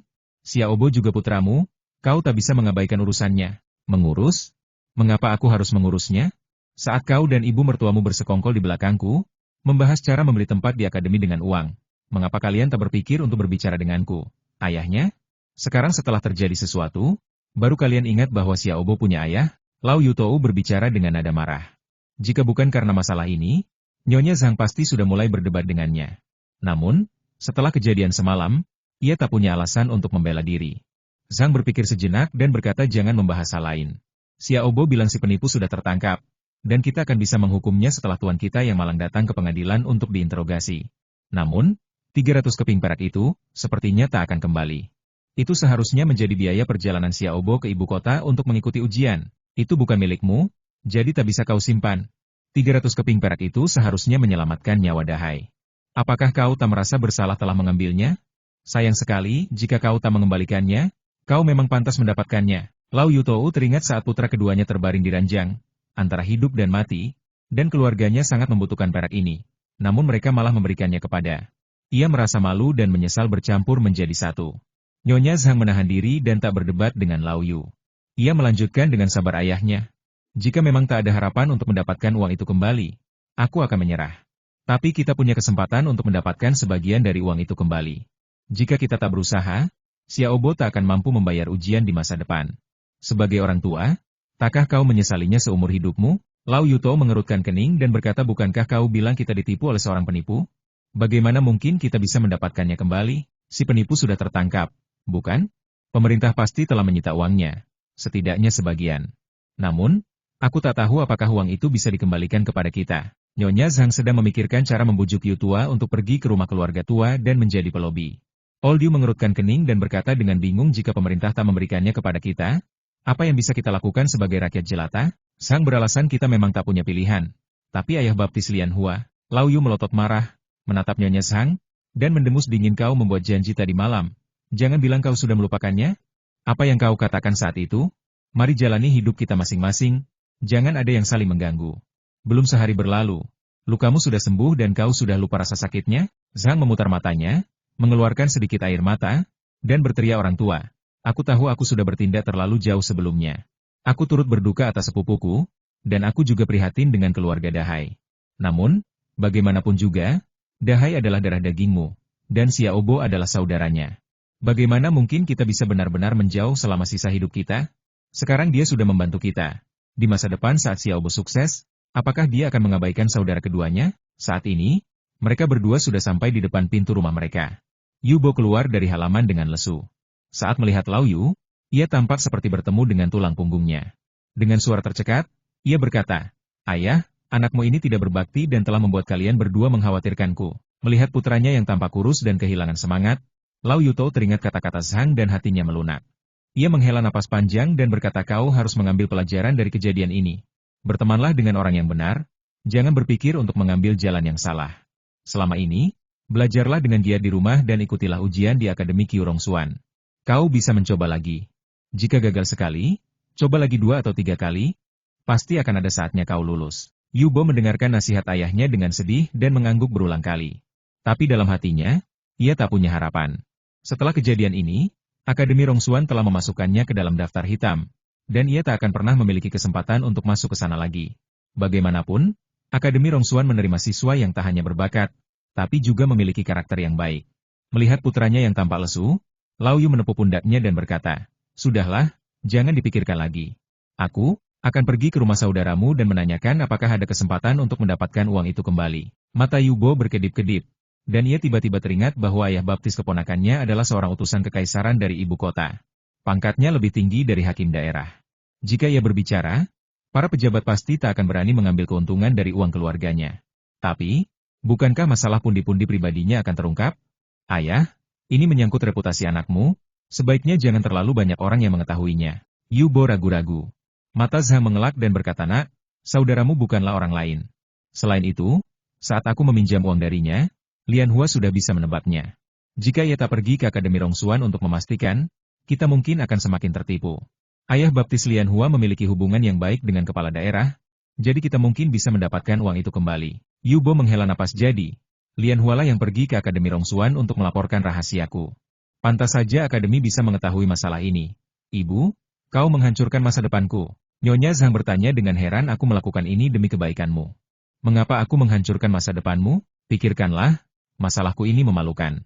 Jika Direktur Akademi Rongxuan mengetahuinya, apakah aku masih punya kesempatan untuk belajar di sana? Yu Bo menghela napas. Nyonya Zhang menghentakkan kakinya dengan kesal dan berkata, ini semua salah gadis sialan itu. Lian Hua. Mengapa aku bilang dia baik hati? Ternyata dia ingin merusak perbuatan baik anakku. Gadis sialan itu memiliki hati yang begitu gelap, mengapa Tuhan tak segera mencabut nyawanya? Cukup. Jika kau berbuat salah, jangan menyalahkan orang lain. Sepertinya kau hanya membaca buku dalam beberapa tahun terakhir. Jika terus begini, sebaiknya kau berhenti membaca buku dan ikut aku memancing saja. Lao Yu menggoyangkan lengan bajunya dan dengan marah berjalan menuju rumah keluarga tua. Yu Bo melihat punggung ayahnya yang menjauh dan merasa sedih, ia tak mengatakan apapun. Pada akhirnya, ibunya lebih banyak merugikan daripada menguntungkan. Hanya meminjam uang, mengapa harus membesar-besarkannya? Nyonya Zhang sangat marah hingga seluruh tubuhnya gemetar. Ia menunjuk ke arah Lao Yu yang menjauh dan berkata berulang kali, lihat, lihat. Dia tak menganggapmu sebagai putranya. Di hatinya, hanya ada 2 anak yang tersisa di rumah hantu sialan itu. Masa depan apa yang bisa diharapkan dari saudara keduamu dan keluarganya yang hanya bertani dan berbisnis? Bukankah mereka akan bergantung padamu untuk menikmati kebahagiaan di masa depan? Ibu, jangan marah. Aku akan belajar dengan giat dan membuat mereka yang meremehkan kita menyesal di kemudian hari. Yu Bo sangat percaya diri. Ia hanya sedang bernasib buruk tahun ini. Tahun depan, ia pasti akan lulus ujian dan membuat ayahnya bangga. Lau Yutou berjalan-jalan di depan rumah keluarga tua, lalu Yu Hang melihatnya. Ia diundang masuk ke halaman dan melihat Lian Hua sedang merawat kebun sayur di halaman. Ia ragu sejenak, lalu ikut membantu. Lian Hua, kau memang pandai menanam sayuran. Kubis dan baya milik orang lain sudah layu dan tak bisa dimakan lagi. Tapi milikmu masih segar dan empuk. Lau Yu sedikit terkejut melihat sayuran di halaman yang seharusnya tak musim. Lian Hua tersenyum dan berkata mungkin karena halaman ini tak banyak angin, jadi tak cepat layu. Kakek, sering-seringlah datang ke rumah keluarga tua jika tak ada pekerjaan. Shitou kecil merindukanmu. Lau Yutou mencoba tersenyum, tapi gagal. Ia tak tahu bagaimana memulai pembicaraan. Kemarin, ia baru saja mengatakan bahwa setiap orang harus menjalani hidupnya masing-masing. Dan hari ini ia datang mengganggu. Bukankah ini sebuah tamparan di wajah? Melihat ekspresi khawatir dan ragu-ragu di wajahnya, Lian Hua bertanya, Kakek, apakah ada masalah? Lau Yu mengertakkan gigi, suara tegas menyatakan maksud hatinya. Meski hati berdebar, ia tak berani menatap mata besar dan cerah Lian Hua, yang seolah mampu menembus relung jiwa manusia. Kedua keluarga bagaikan saudara seayah, sehingga hubungan tak mungkin benar-benar putus. Lian Hua paham benar akan hal itu. Melihat Lau Yu untuk pertama kalinya datang memohon bantuan, dalam lubuk hati Lian Hua terbersit nafas panjang. Seperti pepatah berkata, tangan yang mengasihi adalah tangan yang pernah terluka. Demi putra bungsunya, sang kakek rela mempertaruhkan nyawa. Tong, ting, ting, ting. Istirahat dulu bosku. Lanjut ke video berikutnya dan jangan lupa like dan subscribe channel ini ya. Nyalakan lonceng notifikasi agar kamu tidak ketinggalan video-video terbaru dari kami, Tong, Ting. Ketemu lagi dengan Bang Ox. Jangan lupa like dan subscribe channel ini ya. Nyalakan lonceng notifikasi agar kamu tidak ketinggalan video-video terbaru dari kami. Silahkan menonton. Lian Hua memandang kakeknya yang tengah sibuk merapikan ladang sayur, menghindari tatapan langsung. Dengan nada santai dan pura-pura ringan, ia berkata, seorang paman dari Yamen baru saja mengutusku ke kantor pemerintahan sore ini untuk memberi kesaksian. Ini pertama kalinya aku pergi ke sana, hati ini agak gentar. Mungkin aku akan mengajak ayah baptis atau ibu baptisku menemani. Hari ini, ayah baptis sudah seharusnya kembali dari Fucheng. Ibu baptis membawa Xia Furong yang tengah sakit ke rumah sakit kota sejak pagi buta. Kudengar semalam gadis itu makan potongan daging babi rebus dan hampir sepanjang malam merasa tidak nyaman. Sehat betul. Bandingkan dengan gadis-gadis di Beijing yang hanya makan sayur 2-3 kali sehari tapi menjadi sangat rakus. Mendengar jawaban Lian Hua, ketegangan di hati Lau Yu mencair, dan pekerjaannya mencabut rumput liar menjadi lebih ringan. Ladang sayur di pekarangan Lian Hua memang tak luas, rumput pun cepat disingkirkan. Setelah bertanya lebih jauh dan merasa tak ada jalan lain, Lau Yu berdiri dan melangkah pergi. Kakek, desa Dongshan kami memang terpencil. Tidak mudah bagi Paman Yamen datang ke sini, jadi kita harus memperlakukannya dengan baik. Kita punya banyak sayur. Aku akan memetikkan untukmu, kata Lian Hua tanpa peduli keberatan Lau Yu, lalu melangkah ke halaman belakang. Ia memetik mentimun, tomat, kacang-kacangan, terong, dan lain-lain. Setelah berpikir sejenak, ia mengambil beberapa telur bebek asin dan telur awet dari ruang barat, memasukkannya ke dalam keranjang, lalu menyerahkannya kepada Lau Yu. Lau Yu memandang keranjang itu dan bertanya ragu, bagaimana cara kau makan ini? Lian Hua tersenyum, mengambil sebuah telur awet, memecahkan lapisan lumpur di luarnya, lalu berkata dengan riang, begini caranya. Kupas telur awetnya, potong kecil-kecil, campur dengan bawang putih cincang.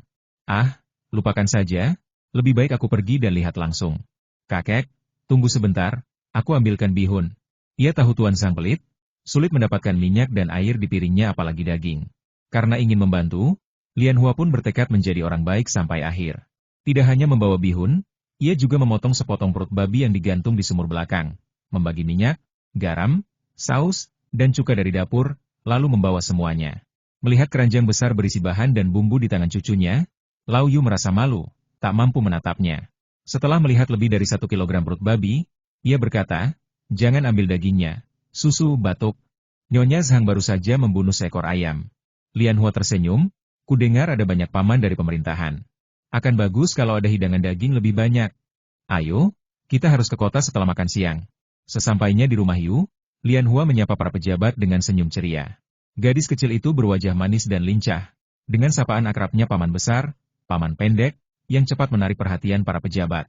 Di dapur, Nyonya Zhang, Nyonya Li, dan istri Zhang Kuan sibuk memasak. Lian Hua membawa keranjang sayur, mengabaikan Nyonya Zhang dan Nyonya Li, lalu menyapa istri Zhang Kuan dengan senyum. Bibi, kudengar kau pandai memasak. Hari ini aku harus belajar darimu. Istri Zhang Kuan pun jeli. Ia menangkap ekspresi gelisah Zhang dan tahu ada sesuatu yang tersembunyi. Namun ia bukan tipe orang yang suka mengorek rahasia. Sehingga hanya tersenyum manis. Ah, jangan bilang begitu. Kalau mau belajar masak, harus belajar dari bibimu. Masakan ibumu jauh lebih enak dariku. Apa ini? Kelihatan segar sekali. Lian Hua mengupas telur awet satu persatu, memotongnya menjadi 4 bagian, lalu mencampurkan minyak wijen, bawang putih, dan kecap ke dalam saus, menuangkannya di atas telur. Ia meletakkan piring besar penuh telur awet dan mencubit satu potong, membawanya ke mulut istri Zhang Quan, dengan ekspresi meminta pujian. Bagaimana rasa telur awet buatanku? Istri Zhang Quan merasa malu membuka mulut, hanya menggeleng pelan. Sebagai pembantu, aku tak bisa makan diam-diam di depan majikan. Bagaimana kau bilang itu mencuri makanan? Koki restoran Zen pun harus mencicipi masakannya. Bibi, coba ini dan beri aku nasihat. Istri Zhang Quan pun membuka mulut menerima telur awet itu. Teksturnya lembut dan kenyal, kuning telur belum sepenuhnya keras sehingga mengeluarkan aroma lembut. Ditambah bumbu yang kaya, rasanya luar biasa. Ia berkali-kali memuji. Lian Hua menampakkan ekspresi bangga. Kalau saja tangannya tidak penuh minyak, istri Zhang mungkin sudah memeluknya. Melihat tahu lembut di atas kompor, Lian Hua merendamnya dalam air, memotong 2 telur awet sisa, menaruhnya di atas tahu, dan menuangkan saus di atasnya. Hidangan tahu telur awet pun selesai. Istri Zhang Quan pertama menyajikan hidangan ayam rebus jamur. Di atasnya diberi pankek tepung putih persediaan terakhir keluarga Yu yang membuat Zhang sedikit tertekan. Lian Hua memasak hidangan bihun rebus babi di kompor lain, populer di utara, dan menggoreng beberapa sayuran dengan saus tiram. Sejak bengkel keluarga Yu mulai berproduksi, Lian Hua yang pemegang saham tak kekurangan bumbu seperti saus tiram dan MSG. Ia juga bisa mendapatkan bihun dan telur awet sebanyak yang ia mau. Katanya, uangnya dipotong dari dividen, dan Tuan Yu selalu murah hati padanya. Jadi tak ada yang dipermasalahkan. Para pejabat sangat puas dengan makanan itu, satu persatu memuji kenikmatannya. Terutama Yu Baotou, yang pernah makan di restoran Zhenxiu, berujar, tak kusangka di desa terpencil ini ada ahli masak. Keahliannya hampir setara koki Zhenxiu. Tahu telur awet dan bihun babi hampir tak mungkin ditemukan di luar Zhenxiu. Saya tak sangka keluarga Yu punya cara mendapatkan bihun dan telur awet yang tak ada di pasar. Yubo, yang menemani tamu, segera berkata, keluarga saya mana mungkin punya koneksi? Hanya saudara kedua saya yang punya hubungan baik dengan keluarga tuan muda restoran Zhenxiu, sehingga bisa dapat telur awet dan lain-lain. Tapi dia sudah dipecat karena harus menjamu tamu penting.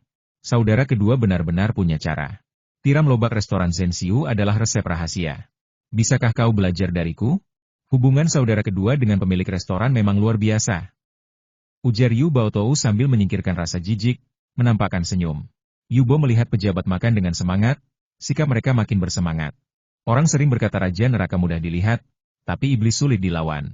Pelayan Yamen sering menggunakan kedudukan untuk pamer kekuasaan. Hari ini, berkat restu keponakan kecil, mereka jadi nyaman, masalah rapat sore berkurang.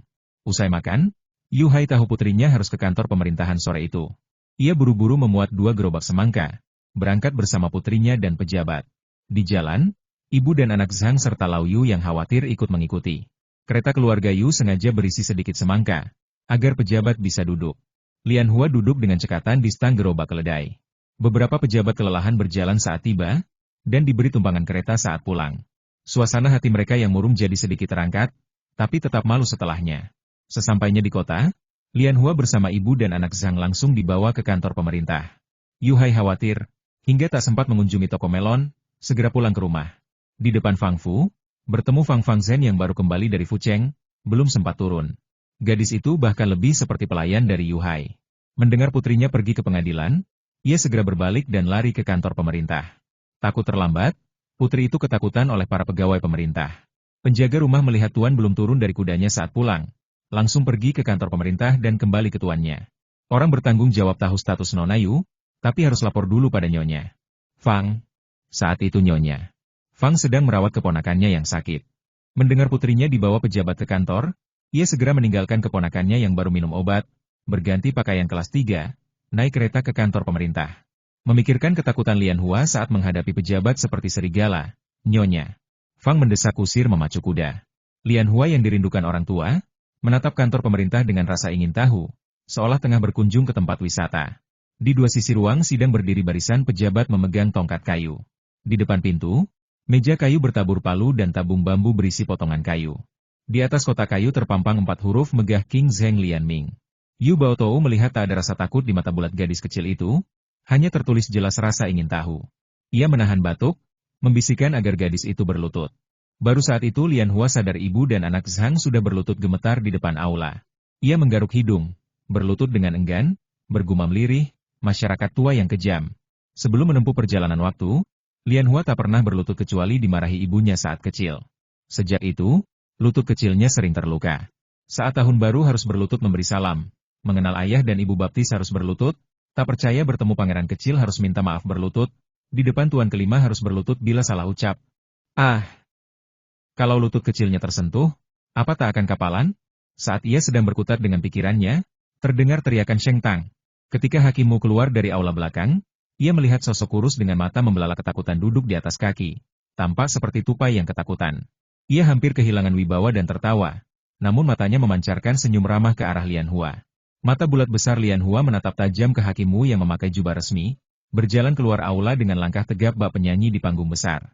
Ia mengedipkan mata dan menyesuaikan diri dalam posisi berlutut yang nyaman, menunggu pertunjukan dimulai atau tepatnya, menanti drama segera bergulir. Bawa sang penggugat dan tergugat ke hadapan pengadilan. Bentak seorang lelaki tua dengan suara lantang, wibawanya bagaikan seorang guru besar yang tak terbantahkan. Yu Lian Hua menatap sosok berjanggut yang berdiri di hadapannya, hatinya penuh tanda tanya. Penggugat? Tergugat? Bukankah ini tempat sidang?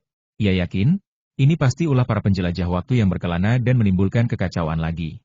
Ia mengerutkan kening, namun tidak salah alamat, dan dengan penuh rasa ingin tahu ia mengikuti prosesi yang tengah berlangsung. Tak lama kemudian, Dekan Yuan dan Kepala Lianshan dari Akademi Rongsuan melangkah masuk dengan santai, keduanya disambut hormat oleh Hakim Mu yang berdiri dari depan mejanya. Pertukaran salam yang penuh sopan santun terjadi di antara mereka, menambah hikmat suasana sidang. Mendengar suara yang dikenalnya, Yu Lian Hua menoleh dan menyunggingkan senyum penuh pengertian kepada Dekan Yuan. Dekan itu awalnya tampak terkejut, namun segera membalas dengan anggukan dan senyum hangat, seolah menyampaikan pesan rahasia, jangan takut, semua akan baik-baik saja. Tatapan dekan itu kemudian mengalihkan pandangannya ke arah gadis itu, yang berdiri tenang tanpa rasa gentar. Tak lama kemudian, seorang pemuda berparas manusia biasa, mengenakan jubah ulama dan kerudung khas, didorong masuk oleh dua pejabat pemerintah yang mencengkeram lengannya dengan kasar. Perkasa! Teriak kedua pejabat itu serentak, memukulkan tongkat kayu mereka ke lantai dengan suara menggema. Zhang dan Yubo yang menyaksikan dari jauh menjadi pucat pasi. Tubuh mereka bergetar ketakutan dan meringkuk di tanah. Jangan takut, putriku. Ayah baptismu telah datang. Suara gagah dan penuh semangat menggema dari kerumunan yang berkumpul di luar gedung pemerintah. Yu Lian Hua mengalihkan pandangannya dari pejabat pemerintah dan menyaksikan ayah baptisnya melangkah maju dengan tegap, menarik perhatian semua yang hadir. Hakim Mu tertegun melihat utusan kekaisaran itu masuk dengan gagah, mengangkat saksi yang adalah Yu Lian Hua seperti membawa ayam, kemudian merebut kursi majikan dan duduk dengan pedang emas di sisi. Ahem. Yang mulia utusan kekaisaran, pejabat rendah ini sedang menangani sebuah perkara. Hakim Mu berusaha memberi isyarat sopan agar utusan tidak mengacaukan jalannya sidang. Fang Fangzhen menyentuh janggut yang tumbuh belum sempurna di wajahnya, lalu dengan penuh percaya diri berkata, kalian urus perkara kalian, aku takkan ikut campur. Aku hanya ingin mendengarkan saja. Tuan yang duduk di sebelahnya, lelaki berusia 50-an, tampak sedih dan berkeluh dalam hati. Yang mulia utusan kekaisaran, kau duduki tempatku, bagaimana aku dapat mencatat perkara ini? Hakim Wu menatap Yu Lian Hua yang berdiri di samping Fang Fangzhen, memegang tangan kecilnya, dan bergumam dalam hati, sudah menghadirkan saksi, tapi kau bilang tak ingin ikut campur? Kabarnya, utusan kekaisaran ini punya putri baptis baru, dan ini benar adanya. Berhadapan dengan perilaku nyentrik Fang Fangzhen yang seolah menantang, Hakim Wu tak dapat berbuat banyak. Di bawah tekanan latar belakang militer utusan kekaisaran itu, sukar baginya menjelaskan kedudukan dirinya sebagai sarjana sekaligus prajurit. Akhirnya, ia memerintahkan agar kursi utusan kekaisaran dipindahkan ke tempat yang layak, dekat dengan mejanya sendiri. Yu Lian Hua, hanya saksi biasa, cukup berdiri saja di sisi. Kini, di hadapan aula, selain Dekan Yuan dan Kepala Liang yang terhormat, berdirilah Yu Lian Hua. Sidang yang dijalani Lian Hua ternyata tak semenarik yang dibayangkannya, tanpa adu kecerdasan atau keberanian yang luar biasa. Pembohong itu yang menjadi terdakwa mulanya mencoba berdalih. Namun setelah ditekan oleh para petugas dengan tongkat kayu, akhirnya mengaku jujur. Ini bukan kali pertama si pembohong berbuat curang. Ia memanfaatkan ambisi para calon siswa yang gagal dalam ujian daerah, menipu keluarga sederhana dengan janji palsu bahwa dapat membawanya masuk ke Akademi Rongsuan dengan biaya tertentu. Padahal hanya ada satu tempat tersedia. Yubo adalah salah satu korban si penipu. Mengapa pemuda desa nelayan ini yang menjadi sasaran? Jawabannya sederhana. Zhang telah mengeluarkan banyak perak untuk membekali putranya dengan perlengkapan terbaik sebelum ujian, agar tak dipandang rendah. Demi menjaga muka, Yubo sering mengundang teman ke restoran dan penginapan mewah, yang membuat si penipu mengira keluarganya kaya raya, sehingga target empuk untuk ditipu. Mendengar pengakuan penipu, Zhang dan Yubo tertunduk penuh penyesalan. Ada yang merasa terlalu sayang pada putranya hingga membawa masalah, yang lain menyesal telah terlalu jauh hingga menimbulkan keributan tak perlu. Kedua tokoh Akademi Rongsuan itu menatap ibu dan anak yang ceroboh itu dengan iba, lalu menggeleng kepala. Dengan karakter seperti ini, bagaimana kalian berharap diterima di Akademi Rongsuan? Hanya mimpi belaka. Sepanjang sidang, Lian Hua nyaris tak banyak berbuat, hanya menjawab beberapa pertanyaan sederhana lalu berdiri di samping menyaksikan seluruh jalannya proses. Dalam waktu kurang dari sejam, pertunjukan pengadilan usai. Para penjahat dihukum, dan Zhang beserta putranya diberi pelajaran berharga. Namun ada perselisihan kecil terkait pengembalian uang curian. Zhang bersikeras si penipu menipu 300 tael, sedangkan si penipu mengaku hanya menerima 200 tael. Perdebatan panjang pun terjadi. Hakim Wu menatap tajam Yubo yang tampak ragu. Dan setelah interogasi singkat, Yubo akhirnya mengakui sembunyi 100 tael perak. Dekan Yuan memandang pemuda pemalu di hadapannya dengan mata dingin. Ia telah bertemu anak ini beberapa kali karena urusan Yuyu, dan awalnya menganggapnya pragmatis. Namun kini ia tahu pemuda ini licik dan hendak menembus Akademi Rongsuan dengan cara curang. Ibu tua itu tak bisa memahami bagaimana seorang ibu tega menyembunyikan uang di belakang punggung anaknya sendiri. Orang-orang tak berbakti dan tak adil seperti ini, meski lulus ujian, kelak hanya akan menjadi beban bagi kelompok. Dengan langkah mantap, Dekan Yuan membetulkan lengan bajunya dan meninggalkan Yamen. Fang Fangzhen bertukar kata dengan hakim daerah sebelum membawa Yu Lianhua keluar dari kantor pemerintah. Di luar Yamen, Yu Hai menanti sambil menggandeng tangan putri bungsunya, menyentuh bulu lembutnya agar tak takut. Nyonya Fang, yang duduk di kereta, memerintahkan Linglong memanggil seseorang. Ketika Fang Fangzhen melihat gadis tertua di samping istrinya, ia tahu istrinya telah tiba, dan senyum konyol merekah di wajahnya. Yu Lianhua duduk di kereta ibu baptisnya, dibawa pulang ke kediaman. Ia melangkah ke dalam bak mandi berisi mugwort untuk mengusir kesialan. Dalam hatinya ia merasa tak perlu melakukan itu, sebab bukan ia yang memicu perkara, hanya saksi yang tak penting. Namun ia tersentuh oleh kasih sayang Nyonya Fang, lalu pasrah membiarkan ibu baptisnya melakukan segala ritual. Xia Furong yang ditinggalkan di ruang tamu oleh bibinya, hampir merobek sapu tangan saat mendengar suara gadis kecil tadi. Perempuan jalang itu lagi. Karena wanita itu, bibiku tinggalkan aku saat sakit. Gadis petani vulgar itu merebut semua kasih sayang bibiku. Dia takkan menyerah. Namun, bagaimana jika ia tidak menyerah? Xia Furong meneteskan air mata, menyadari dirinya hanyalah makhluk malang yang bergantung pada orang lain. Jika sesuatu menimpa perempuan jalang itu, tak ada yang akan bersaing merebut bibiku, pikirnya dengan getir. Matanya menyala penuh dendam, dan bibir bawahnya tergigit kuat. Yu Lianhua yang dianggap takut oleh ayah baptis dan ibu mertuanya, diminta menjalani pemeriksaan dokter, serta diberi ramuan pahit untuk menekan rasa shock. Ia pun dipaksa tinggal di rumah kota Fangjia selama sehari untuk pengamatan. Rumah di kota Fangjia itu luas, dengan 3 pintu masuk dan 3 pintu keluar. Konon dulunya kediaman pedagang kekaisaran zaman dinasti lampau.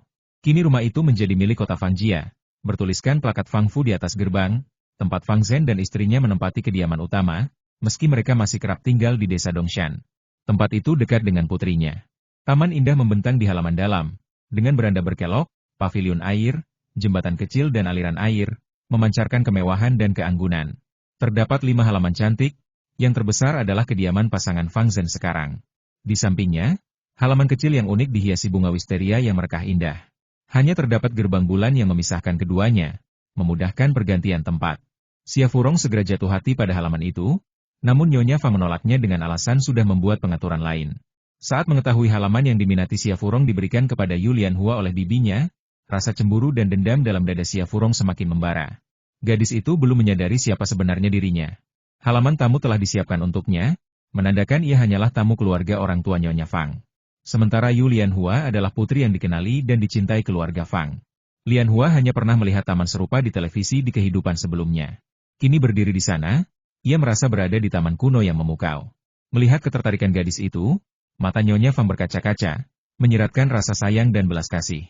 Ia pun memerintahkan Linglong mengajak Lianhua berkeliling menikmati taman-taman yang mempesona. Nyonya, kapan kau datang ke sini? Kenapa tak memberitahuku terlebih dahulu? Tanya Fang Fangzhen sambil memeluk istrinya dan menggigit pipinya dengan mesra. Nyonya Fang menatapnya genit, pura-pura menghindar sambil menjewernya. Ini siang bolong, kau gila. Hati-hati, jangan sampai putrimu melihatmu. Tidak apa-apa, walau putriku melihat, Dia akan pura-pura tak lihat. Balas Fang Fangzhen sambil menggigit pipi istrinya beberapa kali lagi, membuat wajah lembut istrinya memerah.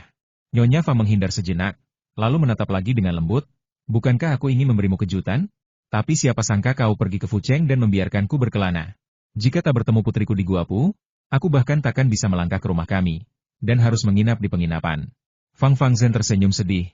Nyonya, kau sudah bekerja keras. Mari, biar aku pijat bahumu. Ucapnya sambil dengan piawai meremas bahu istrinya, tanda kebiasaan yang sudah lama. Sebelum menikah dengan Fang Fangzhen, Nyonya Fang pernah mendengar kabar buruk dari saudara perempuannya tentang lelaki itu, yang digambarkan sebagai pria keras bagaikan Zhang Fei, yang pernah membunuh banyak musuh di medan perang, pemarah dan sering memukul orang saat marah. Dengan postur dan kungfu hebat, setengah nyawa pun bisa hilang oleh satu pukulan darinya. Namun Nyonya Fang tidak takut.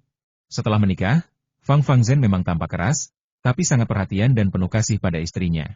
Beberapa saudara iparnya yang menikah dengan keluarga besar harus menghadapi mertua dan persaingan dengan selir, sering bertengkar dan kelelahan. Betapa beruntungnya dirinya. Suaminya tidak punya orang tua, saudara, maupun masalah keluarga lain. Pria itu bersih, mandiri, dan menolak menerima selir manapun yang diberikan teman-temannya. Selama 20 tahun, mereka hidup berdua, tanpa anak, terkadang sunyi, namun penuh cinta dan kesetiaan. Ia adalah suami sejati, tak kurang suatu apapun. Setelah pertukaran kata yang penuh kelembutan, Fang Fangzhen dan istrinya berbincang tentang putri baptis mereka, Yu Lianhua. Chu Sui, bagaimana pandanganmu tentang putri kita? Tanya Fang Fangzhen dengan lembut, namun ada kegelisahan terselip di balik suaranya. Nyonya Fang bersandar di lengan kokoh suaminya, senyum tipis terukir di bibirnya, lalu berkata, selera hatimu memang tak salah, dia memang gadis yang manis dan memikat. Fang Fangzhen pun menghela napas lega, tersenyum polos penuh bangga.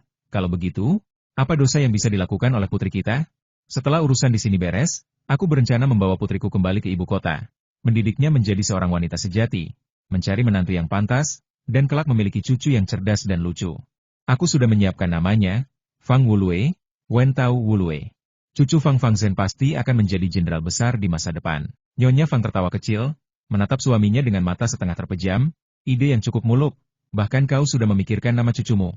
Tapi kau sadar bukan, Lianhua bukan gadis biasa yang bisa diatur seenaknya. Dalam 2 hari terakhir aku perhatikan, Lianhua sudah jadi bos bagi hampir seluruh keluarga Yu. Kurasa, jalan hidup yang kau rancang untuknya, belum tentu dia terima. Fang Fangzhen seketika merasa seperti balon yang kempes. Ia menghela napas panjang, memang benar. Ketika pertama kali bertemu putriku, aku hendak membawanya ke ibu kota agar menjadi temanmu, tapi dia dengan tegas menolak. Apapun keunggulan desa Dongshan, tak bisa dibandingkan dengan ibu kota. Wanita di ibu kota harus tinggal di sini. Di desa terpencil ini, menjadi gadis petani biasa. Nyonya Fang tersenyum penuh makna, itulah keistimewaan putri kita. Dia tak tergerak oleh kemiskinan ataupun kekayaan. Dengan kecerdasan dan kerja kerasnya, dia mencipta nasib sendiri. Sebagai ibu baptis, aku sangat bangga padanya. Mungkin, suatu hari nanti putri kita akan jadi wanita kuat kedua di dinasti Ming. Mendengar pujian sang istri, hati Fang Fangzhen berbunga-bunga seperti baru saja memenangkan peperangan besar. Ia kembali memuji putrinya. Sementara itu, Nyonya Fang dengan lembut memperhatikan suaminya berbicara penuh kasih pada putri mereka. Kemudian tiba-tiba teringat sesuatu dan berbisik, Mingze, Putri Jing mengundangku ke Xiaosu. Bagaimana jika aku membawa Lianhua bersamaku? Putri Jing? Bukankah dia ada di Beijing? Fang Fangzhen terkejut, menatap wajah cantik istrinya. Nyonya Fang lalu menceritakan bagaimana ia bertemu dengan iring-iringan mobil Putri Jing dalam perjalanan menuju kota kuno Tang. Fang Fangzhen mengangguk pelan, Pangeran Jing mungkin takut putrinya bosan di rumah, jadi memerintahkan putra keduanya mengajaknya keluar. Apalagi, anak kesayangan sang putri sudah berlayar jauh ke laut. Pastilah dia sangat merindukannya. Nyonya Fang menarik selimut, memandang suaminya yang kembali berbaring. Setelah pangeran cilik pergi selama setengah tahun, aku pasti juga tak bisa makan dan tidur nyenyak jika jadi dia. Melihat raut sedih itu, Fang Fangzhen segera menepuk bahu istrinya, memeluk erat dan berbisik lembut, sudah larut, mari tidur. Malam hening menyelimuti. Jam biologis Lianhua mendorongnya bangun di waktu subuh. Nona, biarkan aku membantumu berpakaian, sahut Pearl dengan cepat saat melihat Lianhua bergerak di ranjang. Ia membuka tirai kasa dan menatap gadis kecil itu dengan senyum tulus. Nyonya Fang mengirim putrinya sebagai pengiring untuk menyambut Lianhua, tanda betapa ia memperhatikan putri baptisnya. Lianhua hendak menolak, tapi melihat Pearl memegang pakaian rumit berbahankan halus, ia hanya mengerutkan alis, aku harus segera ke toko melon. Memakai pakaian seperti ini terlalu merepotkan. Pearl tersenyum, Nyonya berkata nanti kita akan bertamu ke tamu terhormat. Sudah sewajarnya berpakaian rapi. Pakaian ini disulam sendiri oleh nyonya. Jika kau menolak, dia akan sedih. Yu Lianhua tak lagi membantah.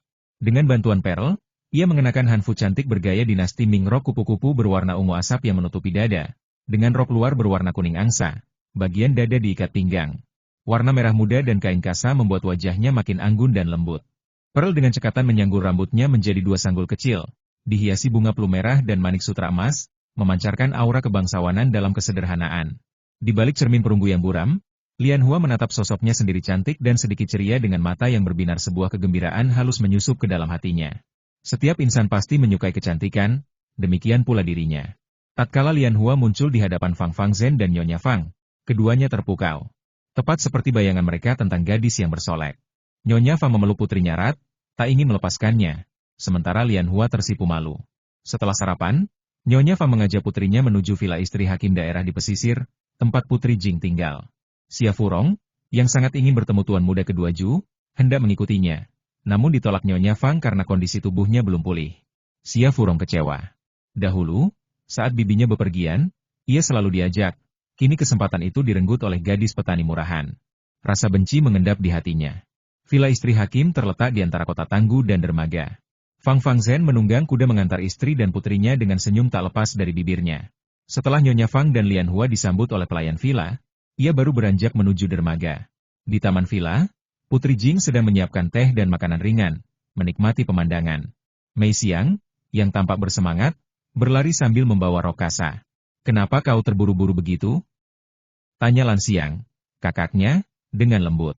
Mei Xiang tersenyum lebar, berteriak kepada Putri Jing, "Putri, Pangeran Cilik, Pangeran Cilik."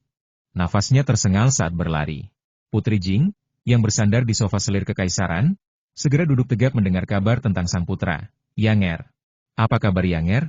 Mei Xiang menarik napas panjang, lalu tersenyum lega, menghapus gelisah Putri Jing. "Putri, ada surat dari Pangeran Cilik," katanya penuh semangat. "Surat dari Yanger? Cepat, cepat, berikan padaku," seru Putri Jing penuh harap. Mei Xiang melangkah tergesa, hampir tersandung, sebelum surat itu diraih Putri Jing. Surat dikirim dari Guangzhou ke Beijing. Melihat tulisan yang dikenalnya, mata Putri Jing berembun. Ia menahan air mata dan mulai membaca dengan penuh rasa rindu. Dalam suratnya, Ju Junyang bercerita tentang kehidupan di kapal dan petualangan di lautan. Ia juga berburu hiu, mengirimkan siripnya sebagai hadiah untuk ibu dan selirnya. Membaca surat itu, Mei Xiang dan Lan Xiang bersenda gurau bahwa Pangeran Cilik sangat berbakti, tak pernah lupa membawakan hadiah untuk sang putri. Putri Jing pun bersemangat memerintahkan, "Buatkan sup sirip hiu yang diburu anakku sendiri. Pasti rasanya 1000 kali lebih lezat dari yang ada di pasar." Kedua gadis itu setuju penuh antusias. Ju Junyang juga menulis, "Ketika surat ini sampai, aku hampir tiba di Nanyang. Konon adat dan budaya di sana berbeda jauh. Tak ada musim dingin, dan salju tak pernah turun. Penduduknya berkulit gelap, dahi tinggi, dan hidung lebar, berbeda dengan orang Tiongkok. Di seberang lautan, ada ras berkulit hitam berambut keriting seperti simpanse. Jika ada kesempatan, aku ingin melihat dan menggambar mereka untuk ibu dan selirku." Ia menutup surat dengan berkata, "Orang tuaku tetap di sini dan tidak bepergian jauh. Aku memaafkan anak-anak yang tak berbakti dan tidak bahagia. Ibu, di dinasti Ming masih banyak tempat di mana orang tak punya pakaian lengkap dan makanan. Kaisar bilang ada tanaman baru dari barat jagung. Tanaman ini tak perlu diolah tanah, hasil panennya melimpah, dan bisa jadi makanan pokok. Aku bertugas membawa bibit jagung untuk dicoba ditanam. Aku yakin nanti budidaya jagung akan membawa berkah bagi rakyat, menghapus kelaparan, dan membawa kedamaian bagi semua." Putri Jing menatap surat itu sambil meneteskan air mata. "Sudah hampir setengah tahun, dan aku baru tiba di Nanyang. Kapan Yanger akan pulang?" Lan Xiang berusaha menghibur, "Putri, jangan bersedih. Pangeran Cilik membalas surat untuk menghiburmu. Surat ini memang menyentuh hati. Dengan bakti Yanger, ia pasti menyesal meninggalkanmu. Tapi kau lihat, ia sudah sampai Nanyang dan barat tak lama lagi. Mungkin dalam beberapa bulan, ia akan kembali memberimu kejutan." Putri Jing mengusap air mata dengan sapu tangan, mengangguk pelan. "Baiklah, anakku pasti segera pulang. Setelah aku menemukan jagung, tak akan kubiarkan ia pergi jauh lagi." "Kau ini suka buat aku marah." Tuan Putri, istri Jenderal Zhao Yong datang mengunjungi putri kesayangannya. Pelayan halaman luar melapor tergesa. Putri Jing segera ingat undangan yang pernah diberikan pada Nyonya Fang, "Tolong persilakan mereka masuk." Hadiah yang dibawa Nyonya Fang dan Lianhua bukan barang mewah, melainkan kotak kado berisi ayam panggang dan bebek osmanthus edisi terbatas dari Zensilo. Ini ide Yu Lianhua sendiri. Menurut Lianhua, sang putri dan permaisuri pasti telah melihat banyak hal, sehingga saat memberi hadiah tak perlu barang mahal, tapi yang tepat. Saat makan malam bersama terakhir kali, Putri Jing sangat menyukai bebek osmanthus manis itu, jadi hadiah ini sangat sempurna. Apalagi, tidak semua orang bisa membeli kotak hadiah dari Zensilo yang didesain indah dan elegan untuk diberikan sebagai persembahan. Tak lama setelah menerima hadiah itu, Putri Jing sangat gembira dan berkali-kali menyebut keberuntungannya hari itu. Mengetahui hadiah itu dipilih oleh Lianhua, ia pun memuji gadis kecil itu dengan penuh hangat. Setelah itu, Putri Jing mulai berbicara dengan Nyonya Fang mengenai urusan keluarga mereka. Setelah pindah ke rumah sakit lain, keadaan fisiknya membuatnya hampir tak mampu meninggalkan rumah. Dari pembicaraan Nyonya Fang terdengar tentang sebuah desa Dongshan yang berhadapan langsung dengan lautan. Pemandangannya amat memesona. Sepanjang jalan, Putri Jing kerap bertemu dengan binatang kecil yang lucu, membuat hatinya penuh kerinduan. Setelah mengantar Nyonya Fang beserta putranya, Putri Jing merenung dalam hati. Yakin bahwa perjalanan ini bukan yang terakhir bagi putra bungsunya. Ia mengenal betul watak putra bungsunya yang keras kepala, bahkan dirinya pun tak mampu menghentikan keputusan-keputusannya. Sayangnya, rupa Yanger masih menjadi misteri baginya. Sang ayah yang lembut dan anggun, berwatak halus dan pendiam, begitu pula putra sulung dan kedua yang temperamennya relatif tenang. Hanya putra bungsu yang di masa kecilnya tampak manis dan lembut, sebelum usianya menginjak 5 tahun. Namun, saat umur 7 atau 8, tampak kelumpuhan di wajahnya, ekspresi dingin yang tak berubah sepanjang hari, serta sorot matanya yang semakin tajam menusuk. Ayah mereka menyewa guru seni bela diri untuk mendidik anak-anaknya. Yang satu bertekad meninggalkan sastra, memilih jalan bela diri dan berlayar ke perbatasan, sementara yang lain tanpa rasa takut berlayar jauh menembus samudera. Perjalanan menuju laut itu tidak akan mungkin terjadi dalam 3 hingga 5 bulan ke depan. Bagaimana putri itu menahan rindu pada putranya? Desa Dongshan yang dekat dengan lautan, berdiri di lereng bukitnya dapat menyaksikan lautan membentang luas. Saat Yanger kembali, ia akan bisa memandangnya dengan leluasa, bukan? Karenanya, Putri Jing memutuskan membangun sebuah villa di Gunung Sishan. Meskipun tempat itu tak memiliki sumber air panas, ladang subur, atau pemandangan indah, ia percaya hal itu akan membawa dirinya lebih dekat kepada putra bungsunya dan itu sudah cukup. Tak heran anak kedua tampak kurang puas.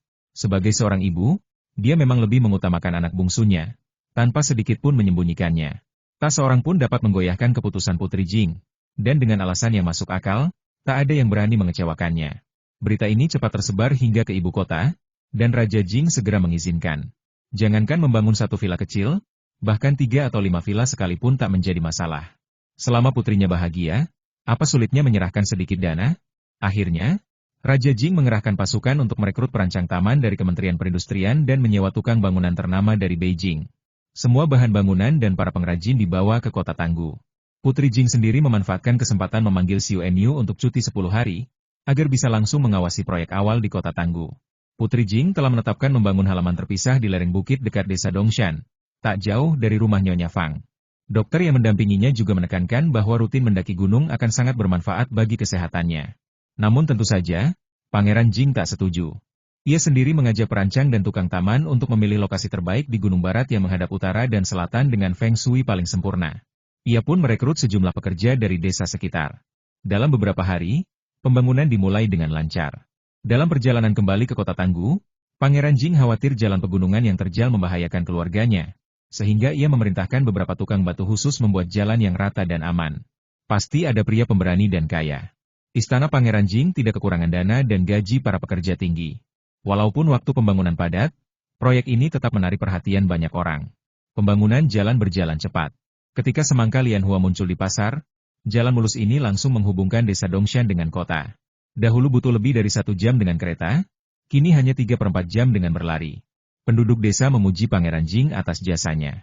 Mengenai desa Dongshan, kabar bahwa pangeran ibu kota hendak membangun halaman di desa mereka tersebar.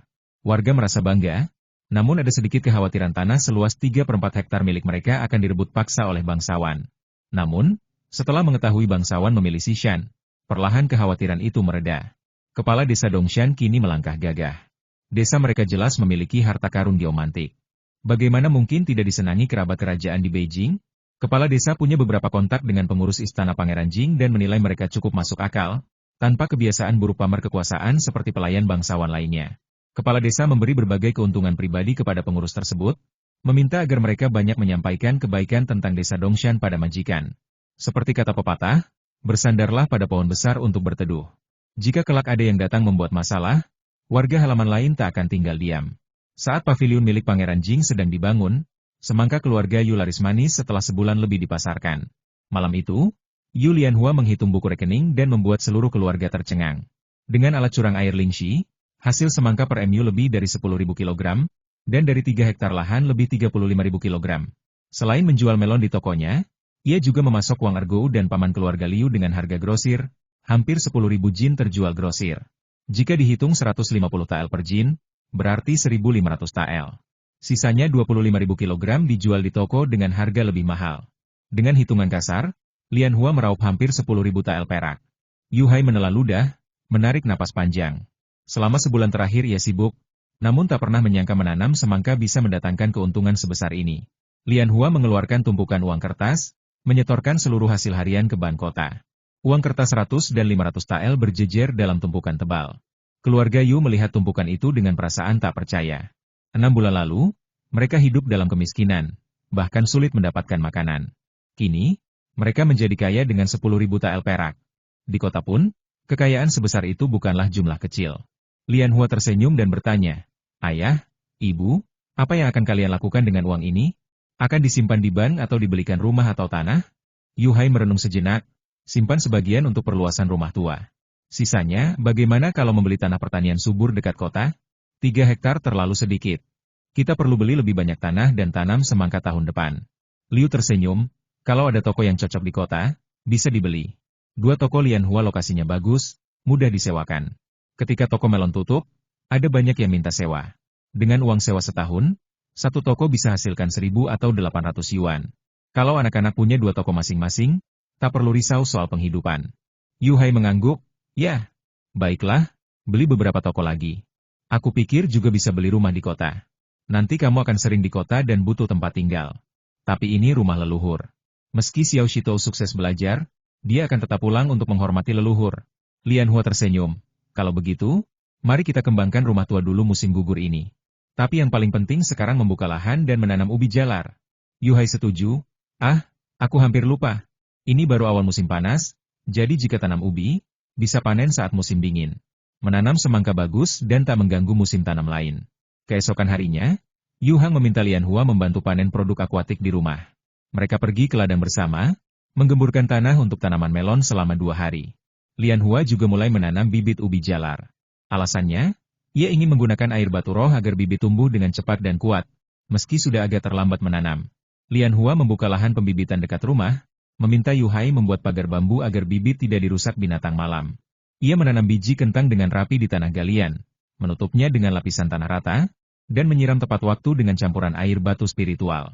Beruntung suhu musim panas awal cocok untuk pertumbuhan kentang, sehingga tak perlu dipanaskan.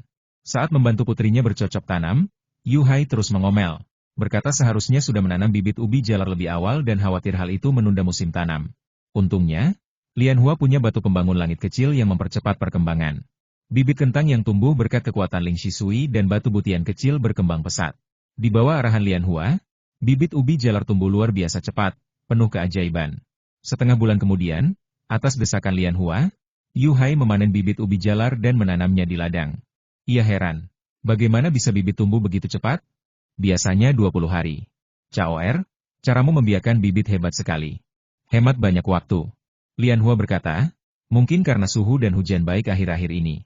Sepertinya akan turun hujan, jadi kita harus cepat menanam sebelum hujan datang." Yu Hai tak lagi risau soal masa budidaya. Ia segera mengangkut bibit kentang ke ladang yang sudah dibajak dan menanamnya. Seluruh keluarga bekerja sama, menanam bibit kentang dalam waktu kurang dari sehari. Malamnya hujan turun, sehingga tak perlu menyiram. Bibit kentang yang ditanam dengan air Lingxi tahan kekeringan, suhu tinggi, serta penyakit dan hama. Bibit kentang di ladang Yu tumbuh subur, membuat warga desa memuji Yu Hai sebagai petani teladan. Hari-hari berikutnya, keluarga Lianhua hidup sangat nyaman. Nyonya Zhang takut dan tak berani membuat masalah lagi. Meskipun Nyonya Li sesekali mencoba mendekati Nyonya Liu, dia tak berani bertindak karena ada ayah dan ibu baptis Lianhua yang menjaga. Nyonya Fang pada dasarnya menetap di desa Dongshan dan jarang kembali ke kota. Kedua keluarga makin dekat dan sering berhubungan. Saat keluarga Yu sibuk, Nyonya Fang mengganti pakaian rumitnya dengan baju sederhana, membantu memetik sayur atau merawat kebun. Setelah lebih dari sebulan hidup damai, Nyonya Fang jatuh cinta pada hari-hari santai dan nyaman. Mendaki gunung setiap hari, berjalan di pantai, pergi ke laut bersama anak-anak, mengolah hasil tangkapan laut menjadi hidangan lezat. Nyonya Fang merasa rileks secara fisik dan mental. Jauh lebih bahagia daripada harus menghabiskan waktu di ibu kota menghibur orang yang disuka maupun tidak. Mungkin karena pengaruh lingkungan atau suasana hati yang berubah, ditambah fakta bahwa putri angkatnya senantiasa merawat dan menguatkan tubuhnya setiap hari, Nyonya Fang yang telah menetap di desa Dongshan selama 3 bulan tanpa ia sadari, merasakan kesehatan yang jauh lebih membaik. Segala gangguan kecil yang dulu sering menghantui perempuan itu kini tak lagi muncul sejak ia menjejak di desa tersebut. Kulitnya kini menjadi lebih cerah dan halus bak sutra, seolah kembali muda beberapa tahun. Bahkan sang istri hakim wilayah pernah berujar, bahwa wanita ini sama sekali tak menunjukkan tanda-tanda usianya yang telah menginjak 34 atau 5 tahun, melainkan tampak seperti belum genap 30. Desa Dongshan memang benar-benar tempat yang tepat untuk menyuburkan kehidupan. Fang Fangzhen meyakini bahwa Lian Hua adalah bintang keberuntungan keluarga mereka. Sejak ia menikmati masakan yang dibuat oleh putrinya, ia merasa bahkan koki ternama dunia pun tak mampu menandingi keahlian sang gadis. Selain itu, setiap kali sang istri datang, putri angkatnya selalu menyiapkan hidangan obat untuk mereka. Ramuan obat yang dibuat oleh putrinya terbukti lebih mujarab dibanding resep dari para tabib istana maupun dokter ternama. Luka-luka tersembunyi dari masa peperangan yang dulu menyakitinya, membuat tulang dan sendinya nyeri kala cuaca mendung, dingin, atau saat rasa lelah menyerang. Namun setelah dirawat oleh putrinya hingga sembuh, kini ia hanya perlu berendam dalam kolam air sejuk dan mandi air dingin. Tubuhnya terasa segar tanpa ada rasa sakit yang mengganggu. Sang putri juga berjanji, jika ia terus dirawat dengan baik, penyakit lama itu akan sembuh total dan barangkali, suatu hari ia akan dikaruniai seorang adik laki-laki. Terlahirnya anak memang urusan langit. Namun tanpa kehadiran seorang keturunan, hidup terasa tidak utuh. Apalagi, jika sang istri tak sempat memiliki anak hingga akhir hayatnya, hal itu bakal membuatnya malu di hadapan rekan-rekan sesama pria. Seorang peramal pernah berkata, meski hidupnya berliku dan penuh ujian, ia akan selalu mendapat pertolongan dari sosok-sosok mulia yang mengubah malapetaka menjadi berkah. Jika benar putrinya mampu menyembuhkan penyakitnya yang lama terpendam, niscaya ia akan menjadi seorang bangsawan yang agung. Namun bukan berarti ia meragukan putrinya. Ia telah mempelajari ilmu pengobatan dari tabib telanjang kaki dan cukup memahami seluk-beluk diet obat yang dapat mengembalikan kesehatan tubuh. Luka lama akibat kemandulan di medan perang pun pernah membuat tabib kekaisaran angkat tangan. Putrinya yang baru berusia 10 tahun, dapatkah dibandingkan dengan tabib tua berbulu putih? Namun, putrinya berkata akan setia merawatnya demi bakti. Ia pun harus memberi dukungan penuh tanpa ragu, jangan sampai menyakiti hati sang putri. Sejak saat itu, Fang Fangzhen dan Nyonya Fang dengan riang menanti hidangan obat racikan Lian Hua setiap hari. Ramuan itu sama sekali tak berasa seperti obat tradisional Tiongkok, justru terasa lezat, sehingga tidak ada seorang pun yang merasa terpaksa memakannya. Sejak ubi ditanam di ladang keluarga, rumput liar tak lagi tumbuh. Setiap anggota keluarga memiliki tugas masing-masing. Yu Hang bersama sepupu ketiganya mengumpulkan hasil laut untuk bengkel keluarga You yang memproduksi penyedap dan saus tiram. Xiao Lian menjajakan sayuran rebus di dermaga setiap hari. Liu mengurus sebagian besar pekerjaan berkebun dan rumah tangga. Ayah Yu Hai membantu menantu perempuannya membersihkan kebun atau mengikuti kakaknya, Liu Xuanzu, pergi melaut mencari ikan langka demi menambah penghasilan keluarga. Meskipun kini mereka cukup sejahtera dari hasil melaut, ayahnya tetap setia pada profesinya. Dengan demikian, Lian Hua tidak perlu repot mengurus pekerjaan rumah. Mengetahui ayah baptisnya menderita kemandulan akibat penyakit lama, ia mencurahkan seluruh tenaga untuk memulihkan kesehatan orang tua angkatnya. Berharap agar tahun depan mereka diberkati dengan kelahiran adik laki-laki dan perempuan. Shito kecil juga telah menginjak usia 6 tahun. Betapa indahnya jika keluarga mereka bertambah dengan anggota kecil yang lembut dan lucu. Demi buah hati mereka, Yu Hai dan Liu pun mau tak mau ikut makan sup obat dan minum ramuan setiap hari. Meski Yu Lian Hua meragukan kemahirannya dalam ilmu pengobatan, ia amat percaya pada batu butian kecil. Bayangkan, jika bukan berkat batu pembangun langit kecil itu, mustahil ia dapat menyelamatkan nyawa dan kaki ayah baptisnya. Kemandulan sang ayah angkat bukanlah bawaan sejak lahir, melainkan akibat penyakit lama di medan perang yang lebih ringan ketimbang luka parah saat sang ayah digigit beruang buta. Karena itu, ia dengan penuh semangat menyiapkan hidangan obat setiap hari. Meski memiliki bantuan batu butian kecil sebagai senjata rahasia, agar lebih efektif dan agar tak menimbulkan kecurigaan, ia pergi ke kota berdiskusi dengan tabib ternama Dr. San mengenai denyut nadi ayah baptisnya, dan bersama-sama menemukan formula ramuan paling cocok untuk memulihkan tubuhnya. Dr. San sangat terkesan dengan keluarga Yu, terutama gadis kecil di hadapannya yang memiliki penyakit rahim paling sulit diobati. Seharusnya ia terbaring lemah dan selalu dikelilingi obat-obatan. Bahkan obat terbaik pun takkan menyelamatkannya sampai usia 10 tahun. Namun kini, wajahnya cerah dan penuh semangat, dan ia pun telah mahir dalam ilmu pengobatan. Adapun ayah gadis itu, Separuh tubuhnya dulu hampir putus digigit beruang buta. Saat itu, walau kaki terluka parah hingga harus diamputasi, nyawanya berhasil diselamatkan. Kini ia berjalan cepat bolak-balik dari desa Dongshan ke kota, penuh energi dan vitalitas. Begitu pula ibu gadis itu. Dahulu ia kurang perhatian saat masa pemulihan, sehingga penyakit lama berakar kuat. Ditambah kelelahan dan kekurangan gizi bertahun-tahun, ia menderita berbagai penyakit, termasuk gejala awal TBC, penyakit menular dan mematikan yang sulit disembuhkan. Namun sekarang, setelah mematuhi resep obat selama beberapa waktu, penyakitnya lenyap tanpa bekas. Hal ini membuat Dr. San merasa selama ini ia salah diagnosis dan tidak kompeten dalam mengobati. Keahlian medis San Zongqiu memang tak bisa dianggap remeh. Di rumah sakit Tai, ia telah mendiagnosa ribuan bahkan puluhan ribu pasien tanpa gagal. Namun pada ketiga anggota keluarga Yu, semua diagnosa itu meleset. Apakah keluarga Yu benar-benar diberkati dewa? Atau ada cara membangkitkan yang telah mati? Tapi jika benar, mengapa tak ada kabar sebelumnya? Satu hal pasti, keluarga Yu mungkin memang telah mendapat anugerah keberuntungan, sehingga takdir mereka takkan terputus. Orang zaman dulu sangat percaya pada kekuatan roh dan dewa. Walau Dr. San seorang tabib, ia pun tak luput dari sikap rendah hati. Karena itu, ia bersungguh-sungguh membantu permintaan Yu Lianhua. Dalam setiap diskusi, mata Dr. San bersinar kagum melihat keunikan teknik medis Lianhua. Meski gadis itu tak pernah belajar pengobatan di kehidupan sebelumnya, banyak metode pemeliharaan kesehatan modern yang telah dipelajarinya. Sebagian besar teknik ini merupakan hasil evolusi ribuan tahun, sehingga tak heran tabib ternama seperti Dr. San pun mengaguminya. Seiring waktu, sikap Dr. San terhadap Lianhua berubah tanpa disadari.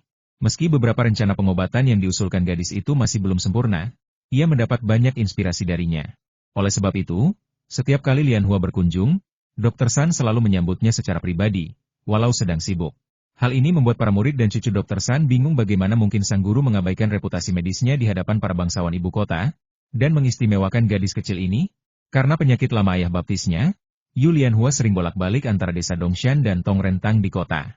Pada suatu hari, Lianhua menunggang keledai kecilnya, Xiao Hui, menyusuri jalan datar yang telah diperlebar. Pangeran Jing memang bijaksana membangun villa di Xishan, sehingga jalan dari desa ke kota kini jauh lebih mudah dilalui. Apalagi di jalur pegunungan melewati Gunung Xishan, perjalanan dengan keledai terasa nyaman, tak seperti dulu yang membuat perut serasa terhuyung. Lianhua telah menelusuri jalur itu 7 hingga 8 kali setiap bulan dan sangat mengenal keledainya, Xiao Hui, yang diberi makan olehnya hingga menjadi penuh semangat dan bisa kembali ke rumah dari kota tanpa pengendara. Duduk bersila di atas kereta keledai, Lianhua menundukkan kepala, merenungkan ucapan Dr. San tentang denyut nadi ayah baptisnya dan tak kuasa menahan senyum. Setelah 3 bulan penuh usaha, tubuh ayah baptisnya akhirnya pulih sempurna. Maaf atas pilihan kata yang kurang tepat. Memang benar, Dr. San menyatakan penyakit lama ayah baptisnya sudah sembuh, tinggal menunggu waktu agar ia dikaruniai keturunan. Dalam 3 bulan terakhir, ayah dan ibu baptis memperlakukan Lianhua lebih baik daripada orang tua kandungnya sendiri. Sang ayah kerap bergumam sinis, aku sudah melakukan segala yang bisa dilakukan seorang ayah, kini aku bagai hiasan saja. Ibu baptis sangat perhatian. Setiap pakaian, sepatu, dan kaos kaki yang dikenakan Lianhua dijahit sendiri dengan tangan mereka, tanpa campur tangan orang lain. Ibu baptis tak hanya mempercantik penampilan Lianhua, tapi juga mengajarinya aturan dan tata krama bagi seorang wanita. Mereka ingin memberikan hati mereka sepenuh jiwa. Satu-satunya balasan yang dapat Lianhua berikan adalah merawat tubuh mereka dan melahirkan anak keturunan darah daging untuk menutupi kekurangan di hati mereka. Meski mereka berkata tak memiliki harapan, Lianhua bisa merasakan kerinduan dan doa mereka akan kelahiran anak tersebut. Awalnya ayah dan ibu baptis tak percaya pada kemampuannya, karena ia masih kecil. Namun mereka malah aktif bekerja sama, dan sikap mereka kini penuh semangat dan hidup. Saat Lianhua teringat senyum polos ayah baptisnya yang mulai percaya pada harapan memiliki anak, tiba-tiba Xiao Hui meringkik seperti peringatan. Kereta keledai berguncang hebat hingga hampir membuatnya terjungkal. Xiao Hui biasanya menarik gerobak dengan halus, namun kini berbeda. Apa yang terjadi? Lianhua mengangkat kepala hendak menyelidiki, saat tiba-tiba perasaan bahaya menghantamnya. 2 sosok berbalut hitam muncul dari balik hutan di dekatnya, memegang pisau panjang yang berkilat, melesat menuju arahnya. Refleksnya cepat, Lianhua melompat turun dari kereta dan melayangkan serangan dengan pisau panjangnya ke arah gerobak, meninggalkan 2 luka dalam. Setitik keringat dingin mengalir di dahinya. Jika terlambat, pisau itu bukan mengenai gerobak, melainkan tubuh kecilnya. Ini benar-benar momen maut. Jantungnya berdegup kencang, wajahnya berubah pucat. Melihat pakaian sederhananya, ia tahu dirinya bukanlah sasaran pembunuhan demi harta benda. Apa maksud dari serangan mendadak ini? Aku cukup beruntung diundang menghadiri pertemuan tahunan di Beijing. Dalam perjalanan menuju Beijing, Tamat bab ini. Bab sebelumnya. Kembali ke daftar isi. Bab berikutnya. Ia berusaha sekuat tenaga menahan kegelisahan dalam dadanya, tatap matanya terpaku pada dua sosok bertopeng hitam yang berdiri kokoh di hadapannya. Dengan suara lantang penuh keteguhan, ia bertanya, "Siapakah kalian?" "Aku hanyalah anak nelayan biasa, tak punya dendam pada siapapun." "Mungkin aku mengenali orang yang salah?" Dua pria bertopeng saling bertukar pandang. Yang lebih pendek tersenyum penuh selidik lalu bertanya, "Apakah engkau Yu Lianhua dari desa Dongshan?" Hati Lianhua seketika terjun ke dalam kegelapan. Kini, namanya sudah terucap, mustahil baginya untuk membantah.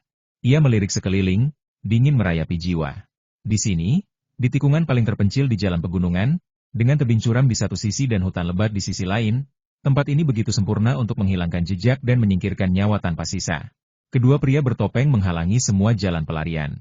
Semak-semak hutan menjulang tinggi, hampir mustahil untuk menyelinap dan kabur. Jangan pernah terpikirkan melompat ke jurang, pasti maut menanti. Apa yang bisa dilakukan? Apakah ini akhir dari perjalanan hidupnya?